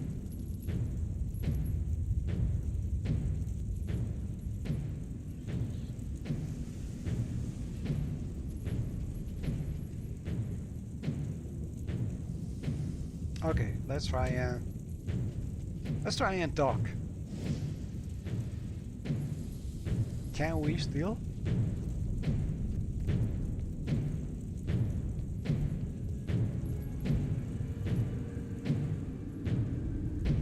Can't even talk.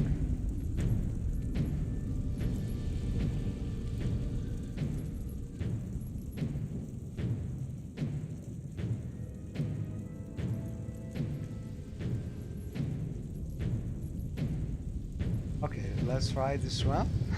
I want to try a different thing now. Sharp eyes and keen ears.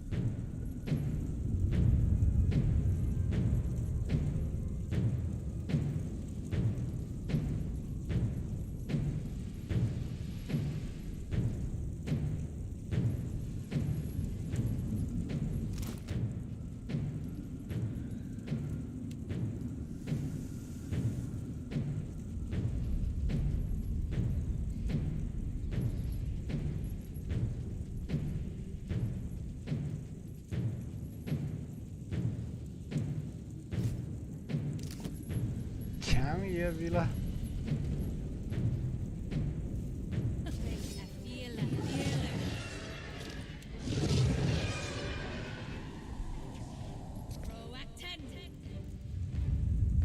So, big battle. Let's see what happens. But at least Villa is in a good position. And now it's a matter of having all of them attacking together or not.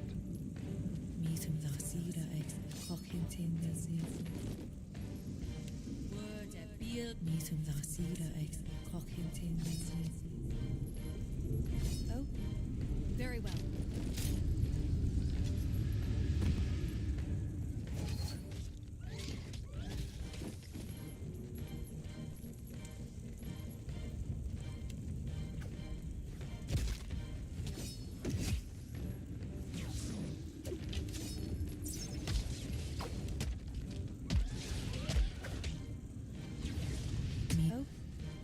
Perfect.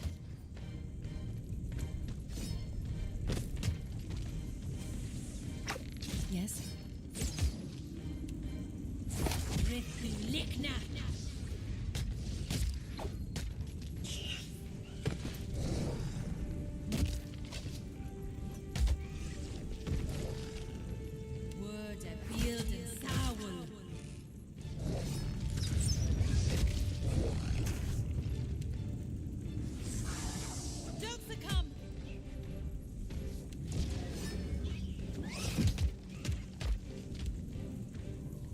Oh, indeed.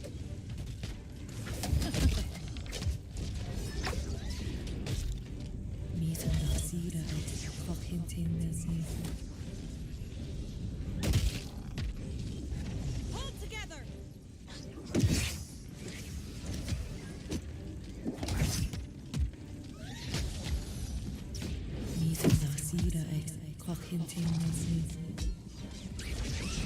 Yes, certainly. Yes. Ah, I've been dispelled. Too many. I don't remember what I did exactly.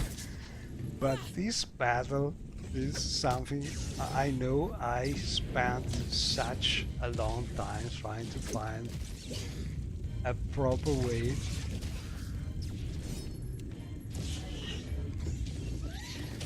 Too many of them.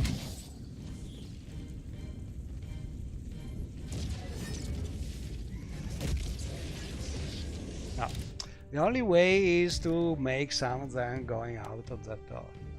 As they are too many, they dispel all your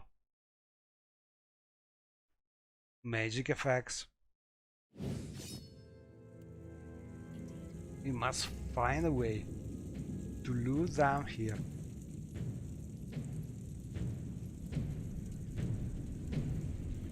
So probably the first step is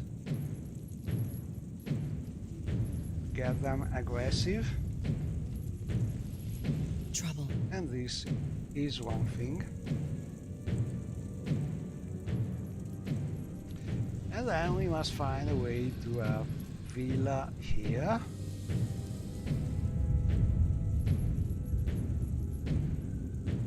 Silence surrounds me. And this is for sure.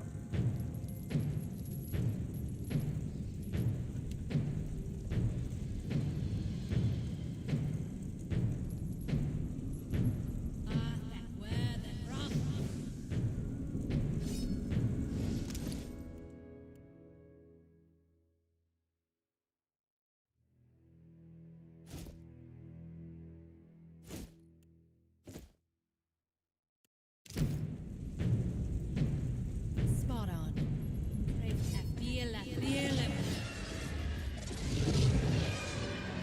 Oh.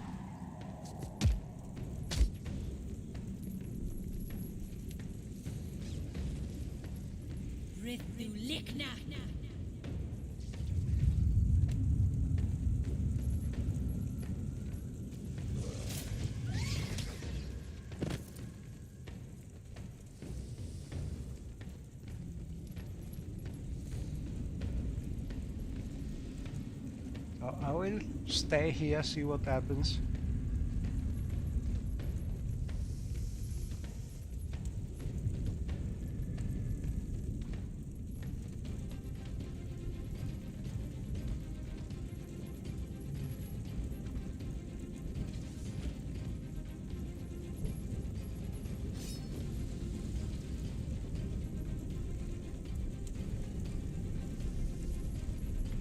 Which is king a lot, because if they don't move,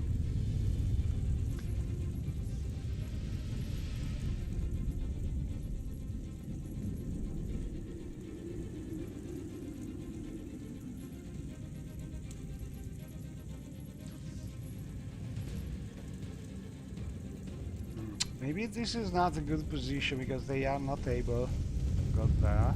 It's beyond me.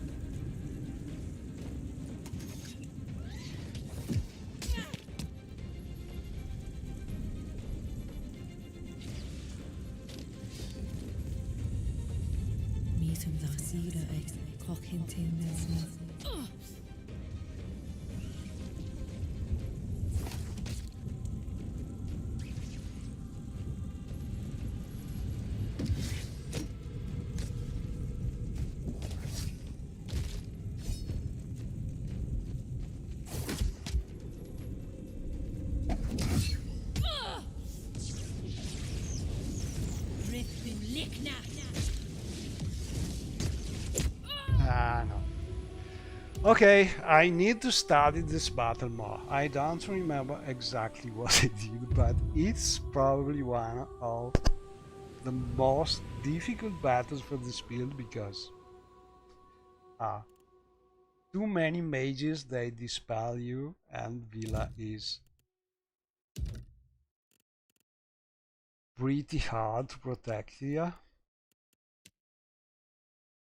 But I think the gist of it is we must find the proper position to allow enemies to take the door and go out. So maybe stop here or stay here and wait for them to go out by themselves. I don't remember exactly, but must be something like that. It is essential that especially the mages go out of here. So the way to trigger the battle, more or less, is good. We just go here and they turn red. Trouble. And then go here. We can remove the boots, put the other boots on because we just use them to jump away.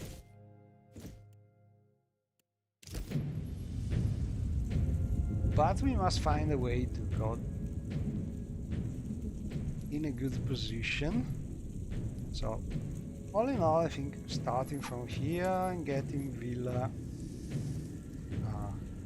with the skull would be good. Or from here. To whispers and shadows. They should walk. Then we run. Prepare to jump.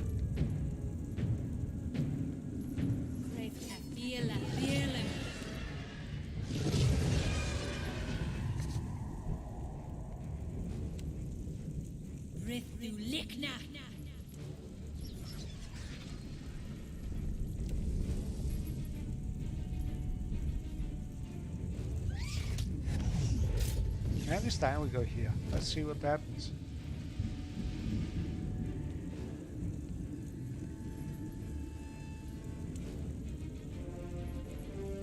So the lady here should go out. The two bats going out.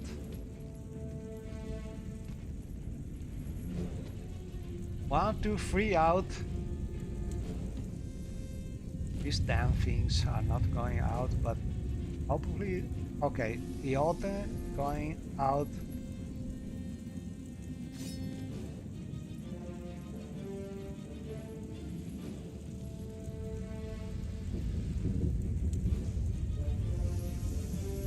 Yes, this is the good position. Now we can move a little maybe, but better not move, because I think if you move, they hear you moving. That's also important. Yes, this is the key. Alright. So, it's important to stop and not make sounds. This way they go out, and then we can control the battle. This is the important thing. So, better take a note because you don't remember this thing if you don't try them. But this is the only way to get rid of those mages, because those mages are the most dangerous thing for us because they are stripping our magic. Okay, now in theory we can control the battle.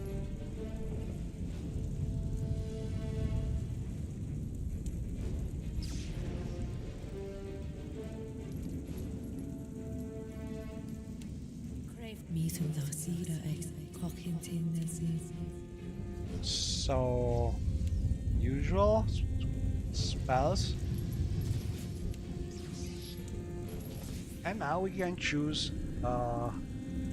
where we want to start the fight. If we start here, we have the risk that these enemies come this way. So probably it's better to try to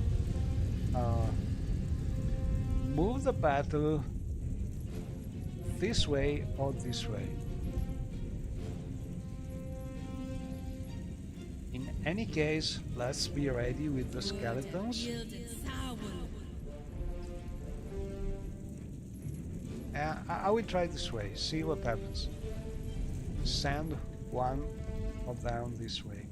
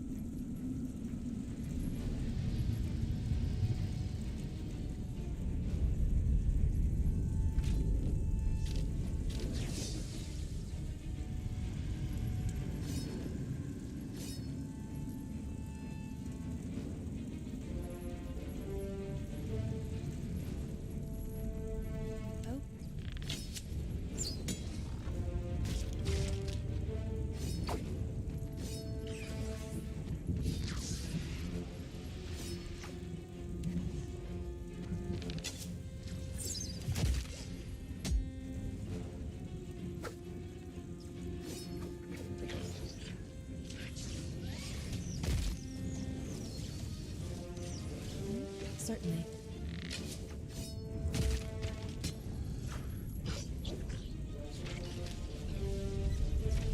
Yes?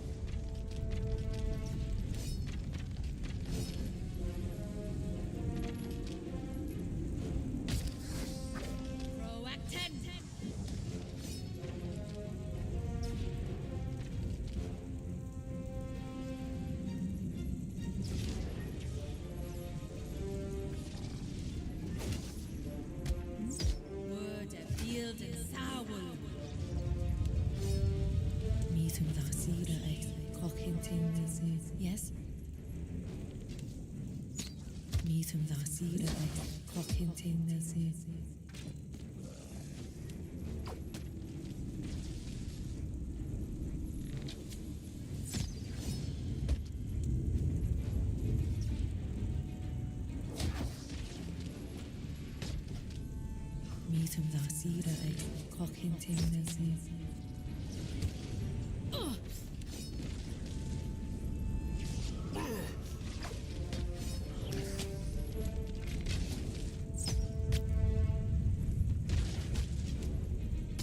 Very well.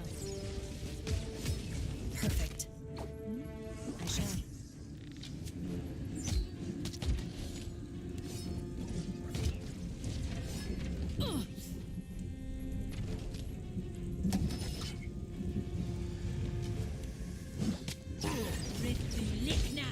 Well, that's nice.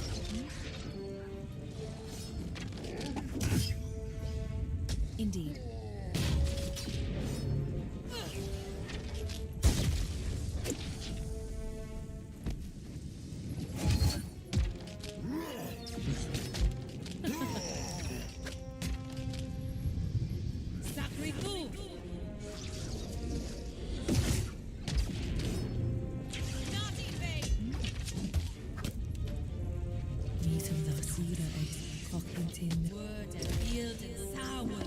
Got to try something else.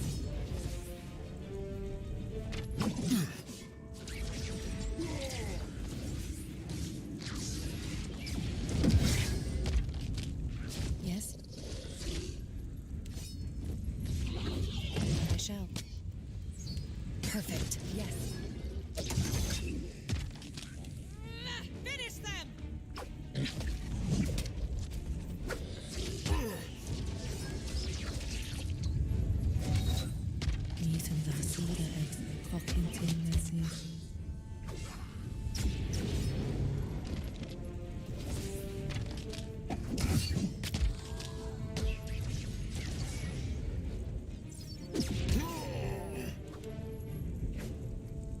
I fear not.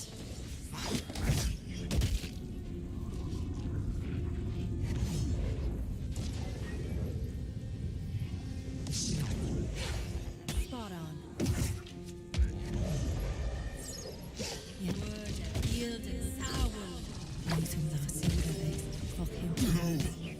My amulet!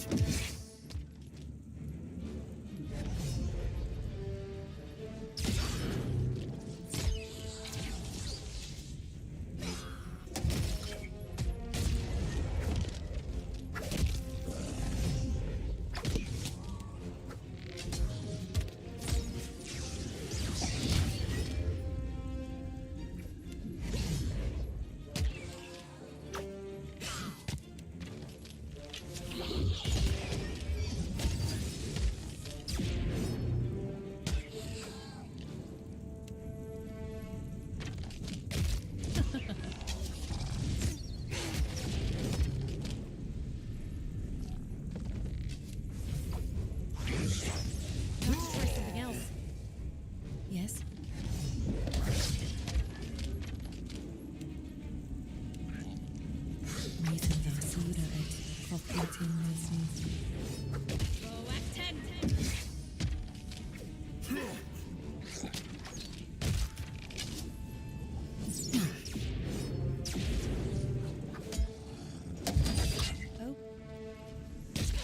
Well, that's not it.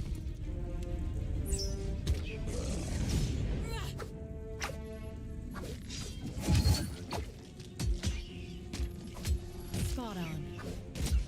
Indeed.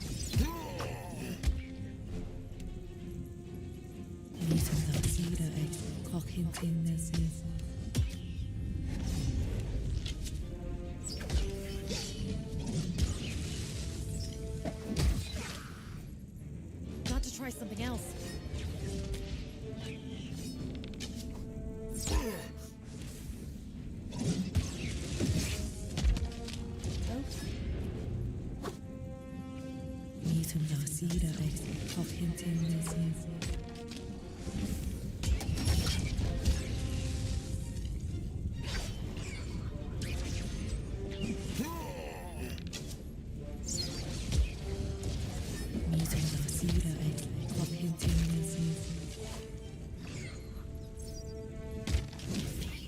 Well, that's not it.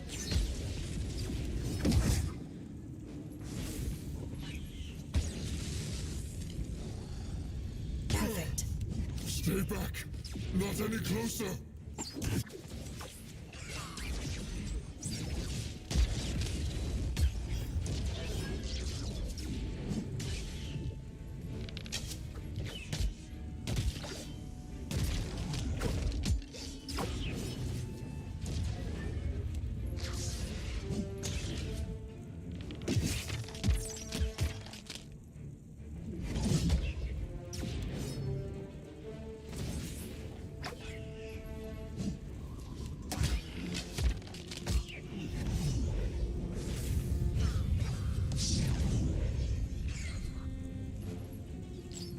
That's not it.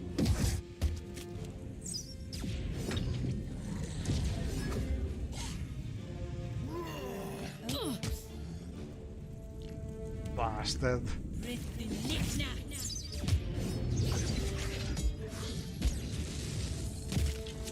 Oh.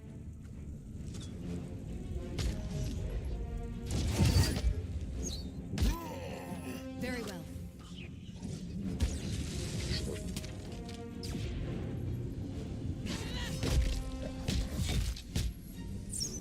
Got to try something else. Spot on. No. No.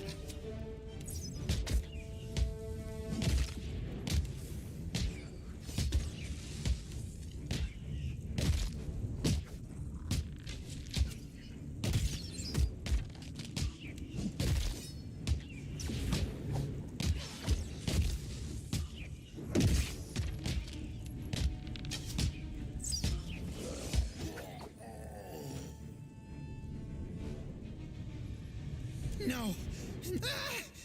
Broken forever.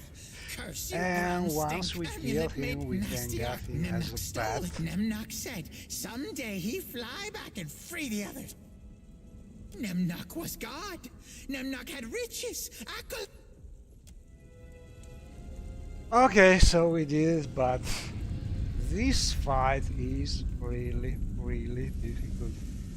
But the right strategy is to get them out, some of them out of the door, especially the mages. So we need to lure the Naga, and when we are invisible, stop in some point near the door, but we don't have to move anymore because they can hear you, they stop, they start looking around, and they don't go out. So this is the way. As you like.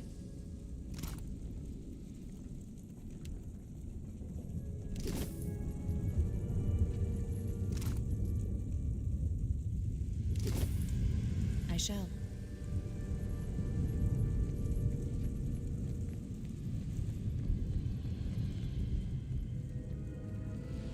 I shall make it so.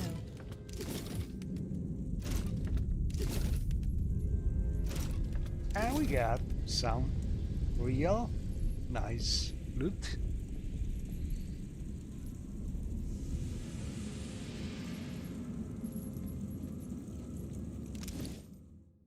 It's been a hard battle. As you can see, we had to use 3 scores to keep Villa alive. Not an ideal situation, but honestly this is one of the hardest battle in all the challenge.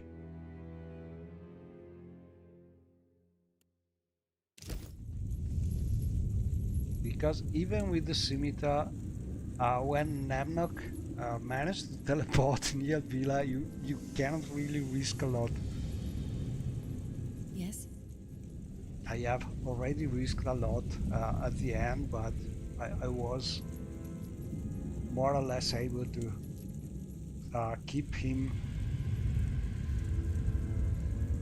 under my monastic and armor training attack, so it worked more or less.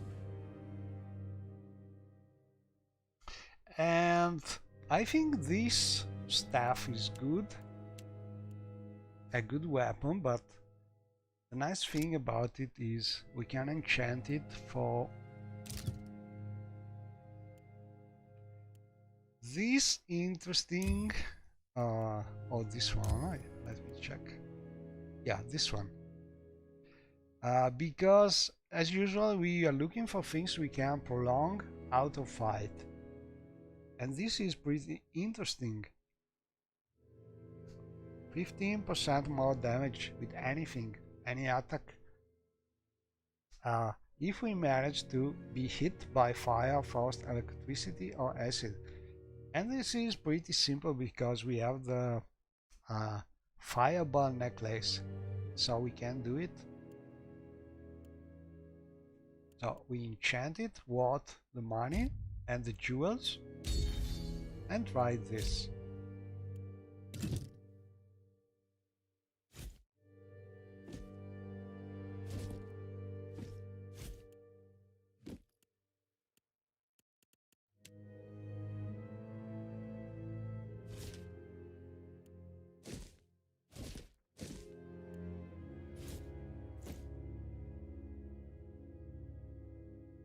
Well, we don't need the boots, but less boots than that. That will do nicely. So, where is Villa? She's still here. Oh? Oh, she's still maybe blinded by something. Anyway, she's here. We are happy about it. Because we can use the amulet of firebolt more easily.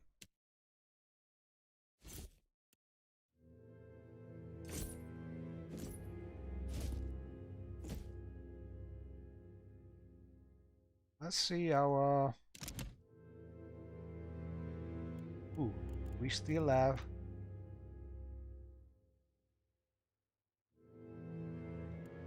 We still have our precious magic. Okay, let's see if we manage to eat ourselves. Ah, that were then rough. No, we have too high defenses. So we need more accuracy, and we need this ring.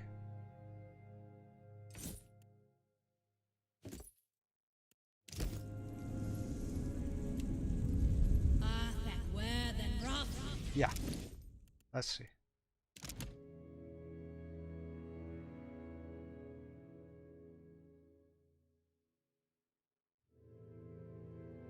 Elemental induction from Chromo Prismatic Quarterstaff.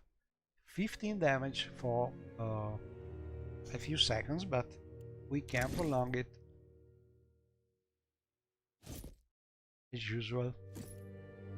We get the armor, and we don't need this anymore. This.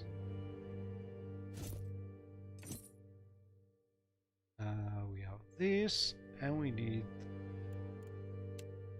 the Strand of Favor. Yeah. And as usual, we double click.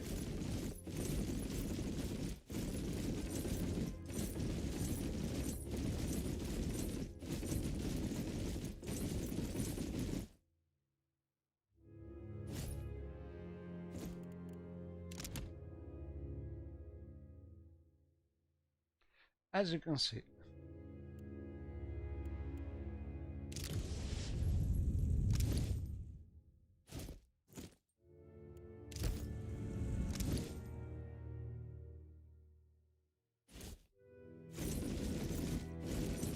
And we can do this for 1 minute. Ooh, this battle has been really hard. I'm so tired. But I want to finish this level because we have still a lot of loot to get. And now should be pretty easy because the rest of the enemy should have abandoned the caves, so should be fast and safe. But as we are prolonging the staff enchantment, we also prolong the invisibility just to be safe. Okay, let's see.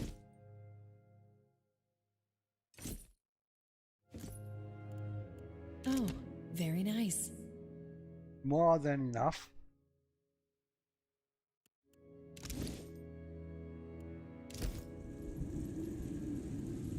And I think we already took everything. The loot is also composed by this nice bow, but we don't use weapons very much. We prefer to use our spells because we are essentially a caster. We have both magic resources automatically renewing in time, so we tend to use them.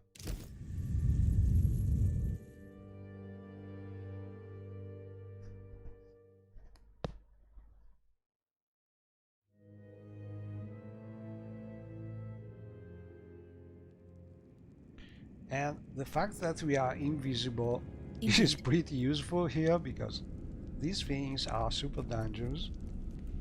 We could destroy them with the fireball. I will show you how you can do that from stealth. If you want, you prepare a fireball, stay at the distance. Well, I will show you. So maybe I will not, because I will have to use my invisibility again.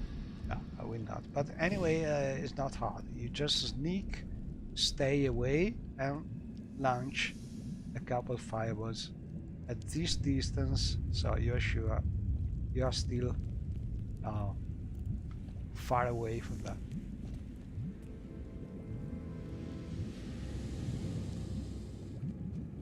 I think we already get things from here. We need to go this way. So all the Naga should be out of their place. As you like. But we are invisible. We should be safe.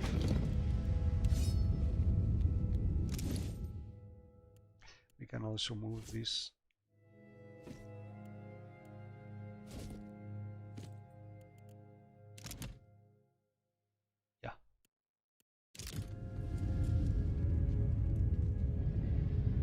So in theory, every enemy should have abandoned this place because Nemnok is no more. No reason to stay here.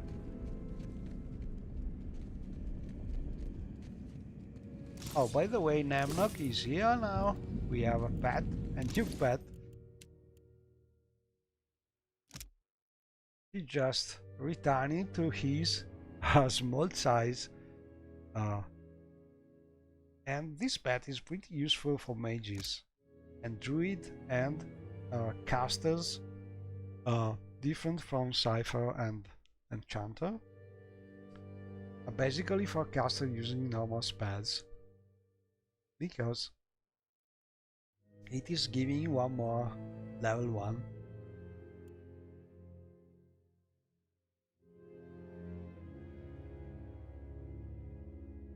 We could also get one more empower point, but we already know we can use one and for in a battle, and we already have a way to get it back, so Now here's something. no need. As you like. But it's nice to have Nemnok as a pet. Oh, I prefer that instead of killing. But we really kill him as a statistic for the ultimate.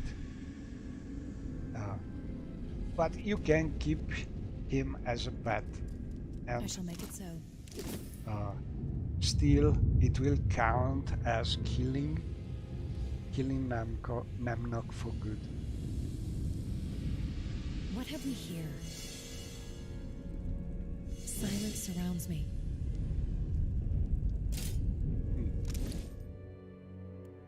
Basically, better to have enough That will do nicely. mechanics, at least 12, to disarm traps, else As you like. it's more risky, and also traps are precious if you want to start from stealth.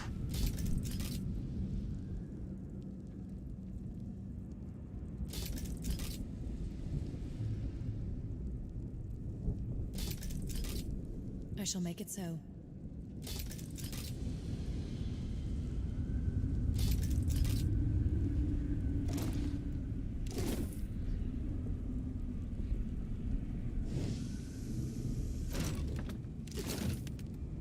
And here is the secret passage, or Nemnok room.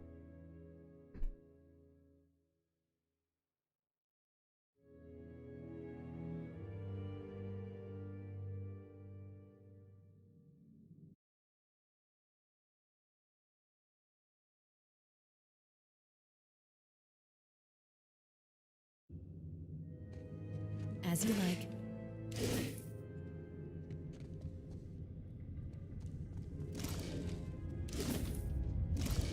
And here is Nemnok clock, which is pretty good for a mage, especially. I think you need some way to prolong the Burying Death Door from the battle. So for our build is not good because we are based on prolonging things out of combat. But for a priest it's good. For a mage it's good because both these classes can use something to prolong the duration of the Burying Death Door. A priest doesn't need this because already has that spell, but a mage could use this thing to prolong the duration of the Burying Death Door instead of using a potion of final stand, I think it's called, and use the how is it called, the draining wall to prolong the duration. You can use this block also, I suppose.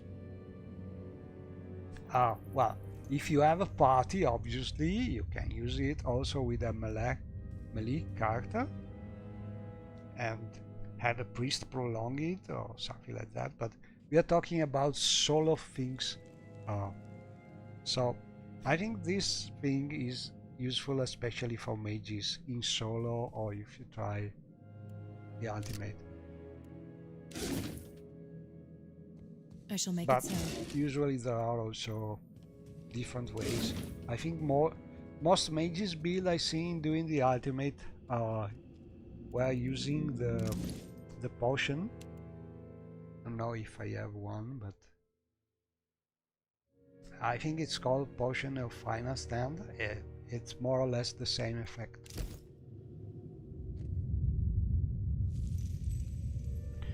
Okay, that's everything. Maybe let me check if we have all the clock effects still running, because this could be a good place to use the least unstable coil again if needed, because there are some barrels. So we still have this one, 1, 2, 3, 4, 5, 6. Okay, we have everything.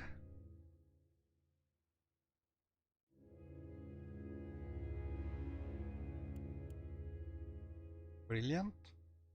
Okay, we don't need it, but if some of those mages would manage to strip us of our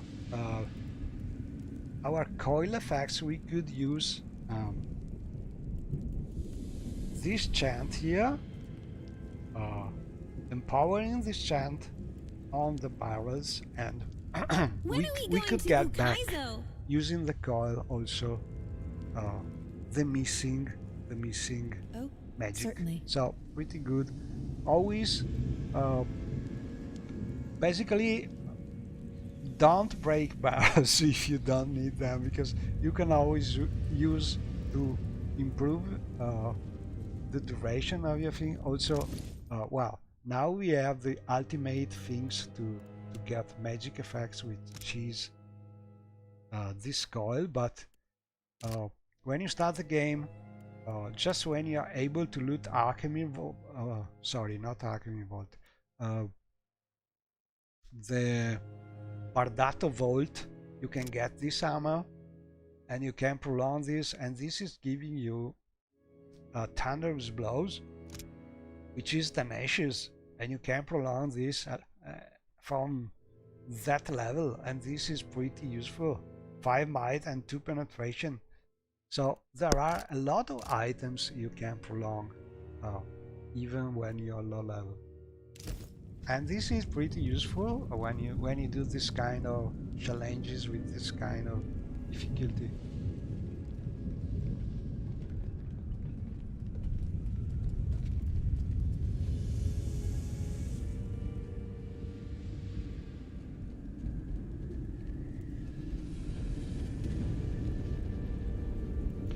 Are we still invisible?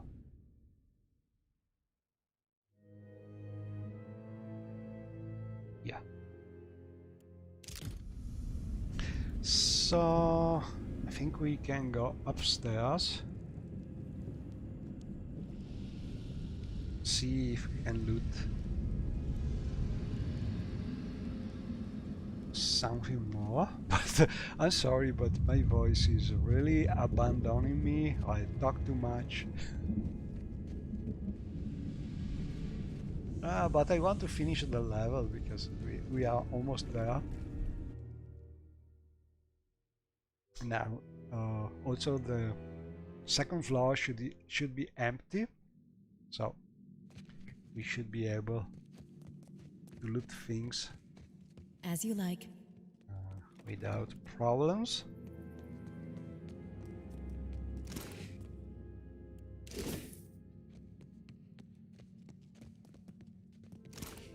And this is the note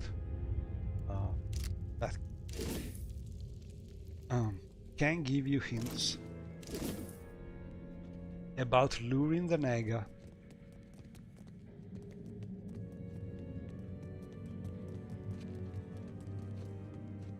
Now here's something. I shall make it so.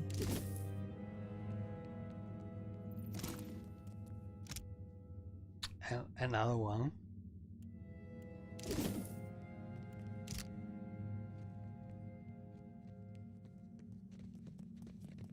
And here I think there are a lot of traps. As you like.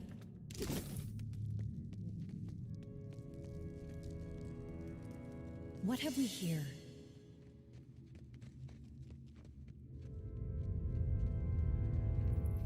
To whispers and shadows. And I have an habit, not really necessary with I shall make it so.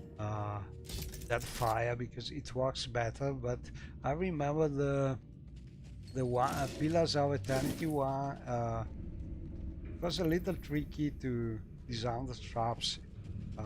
You always risk to run here's over the something. traps, so I'm used to do it from stealth.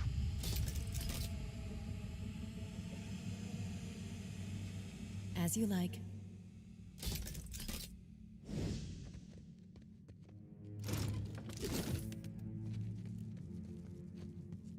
Okay, I think should be enough.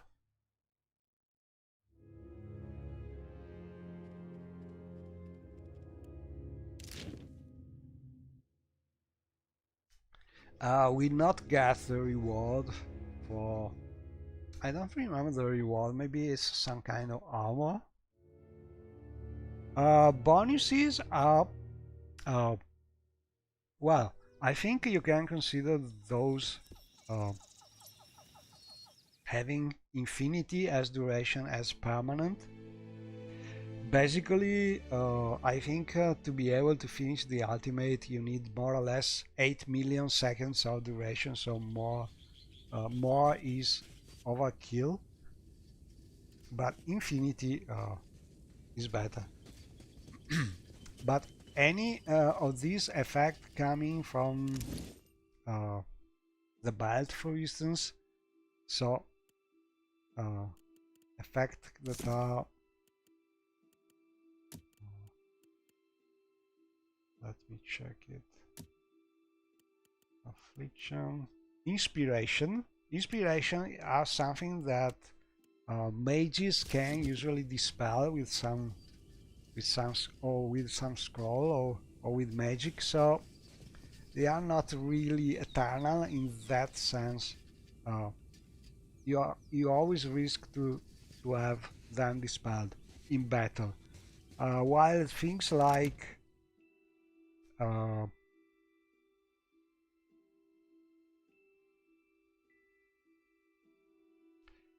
shark soup, for instance, the food or other effects you get, like the ones from the pool, the chemic brown, these things, these last until you sleep. So in a no rest run, in theory, they last forever. It depends. Some things are easier to keep, and some things are less easy. But if you know how things work, usually you manage to do a no rest run after basically after the Seeker's Lair Survivor. There are no more scripted encounters making you rest, so you can keep your buff if you pay attention to the battles. Not always easy, but usually what really ruins your things is having to rest, a forced rest by script like the one in that DLC.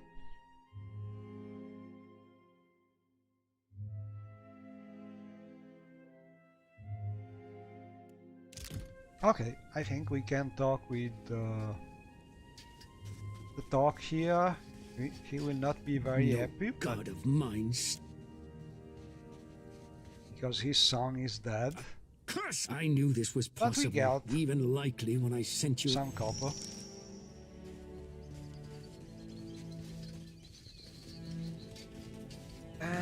Well, let's buy this Outsider, just you come to, for as you wish. just to be sure to have it.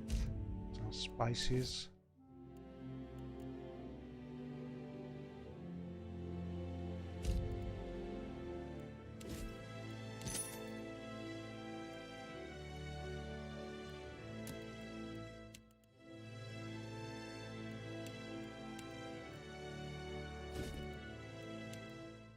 can sell things we don't use. We have pretty good loot here.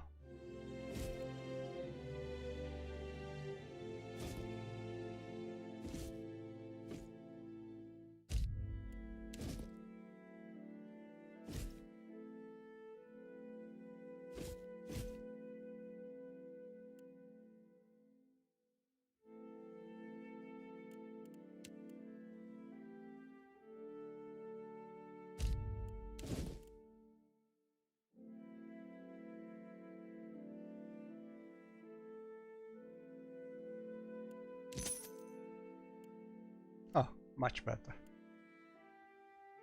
We can afford repairing our chill fog saber with this gold. That's good.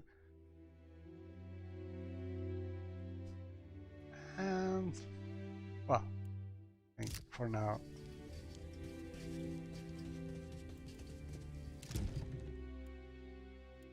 Maybe we can craft something. No? Okay, so food.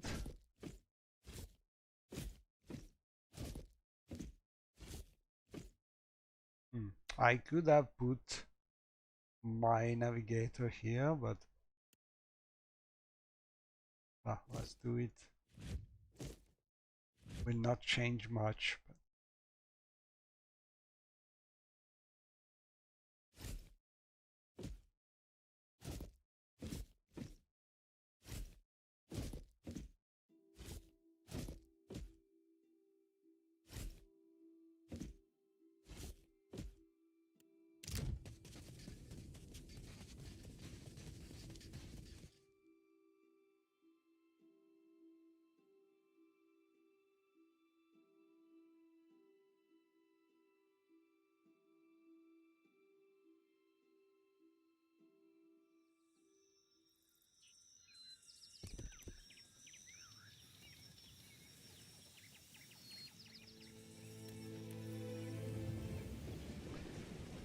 And that's it. Before starting sailing, remember, check your navigator. I did the mistake of doing a battle, a naval battle, got him injured, but I need him because more speed. So I try to have them get some good drinks because he will not be happy.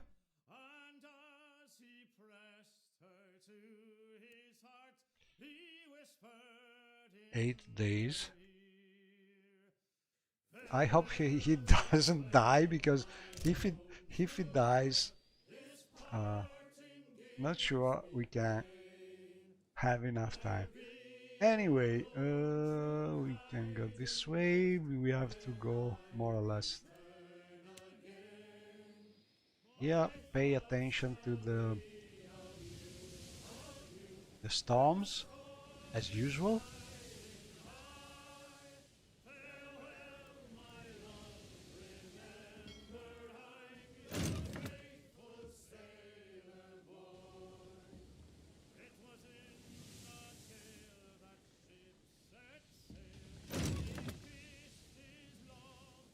We don't want to go there. Flagship.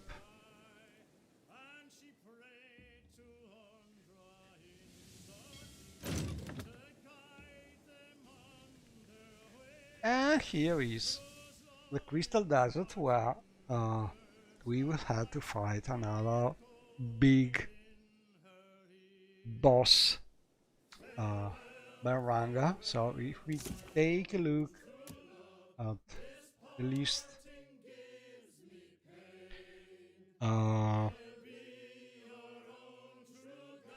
we killed Nemnok, number 6, and we need to kill Belranga, which is the Crystal Empress, and will be number 7. But next time, because it's been a long stream and my voice is really at 0 level. So thanks for watching. It's been a really hard battle, but we did it. Bye bye.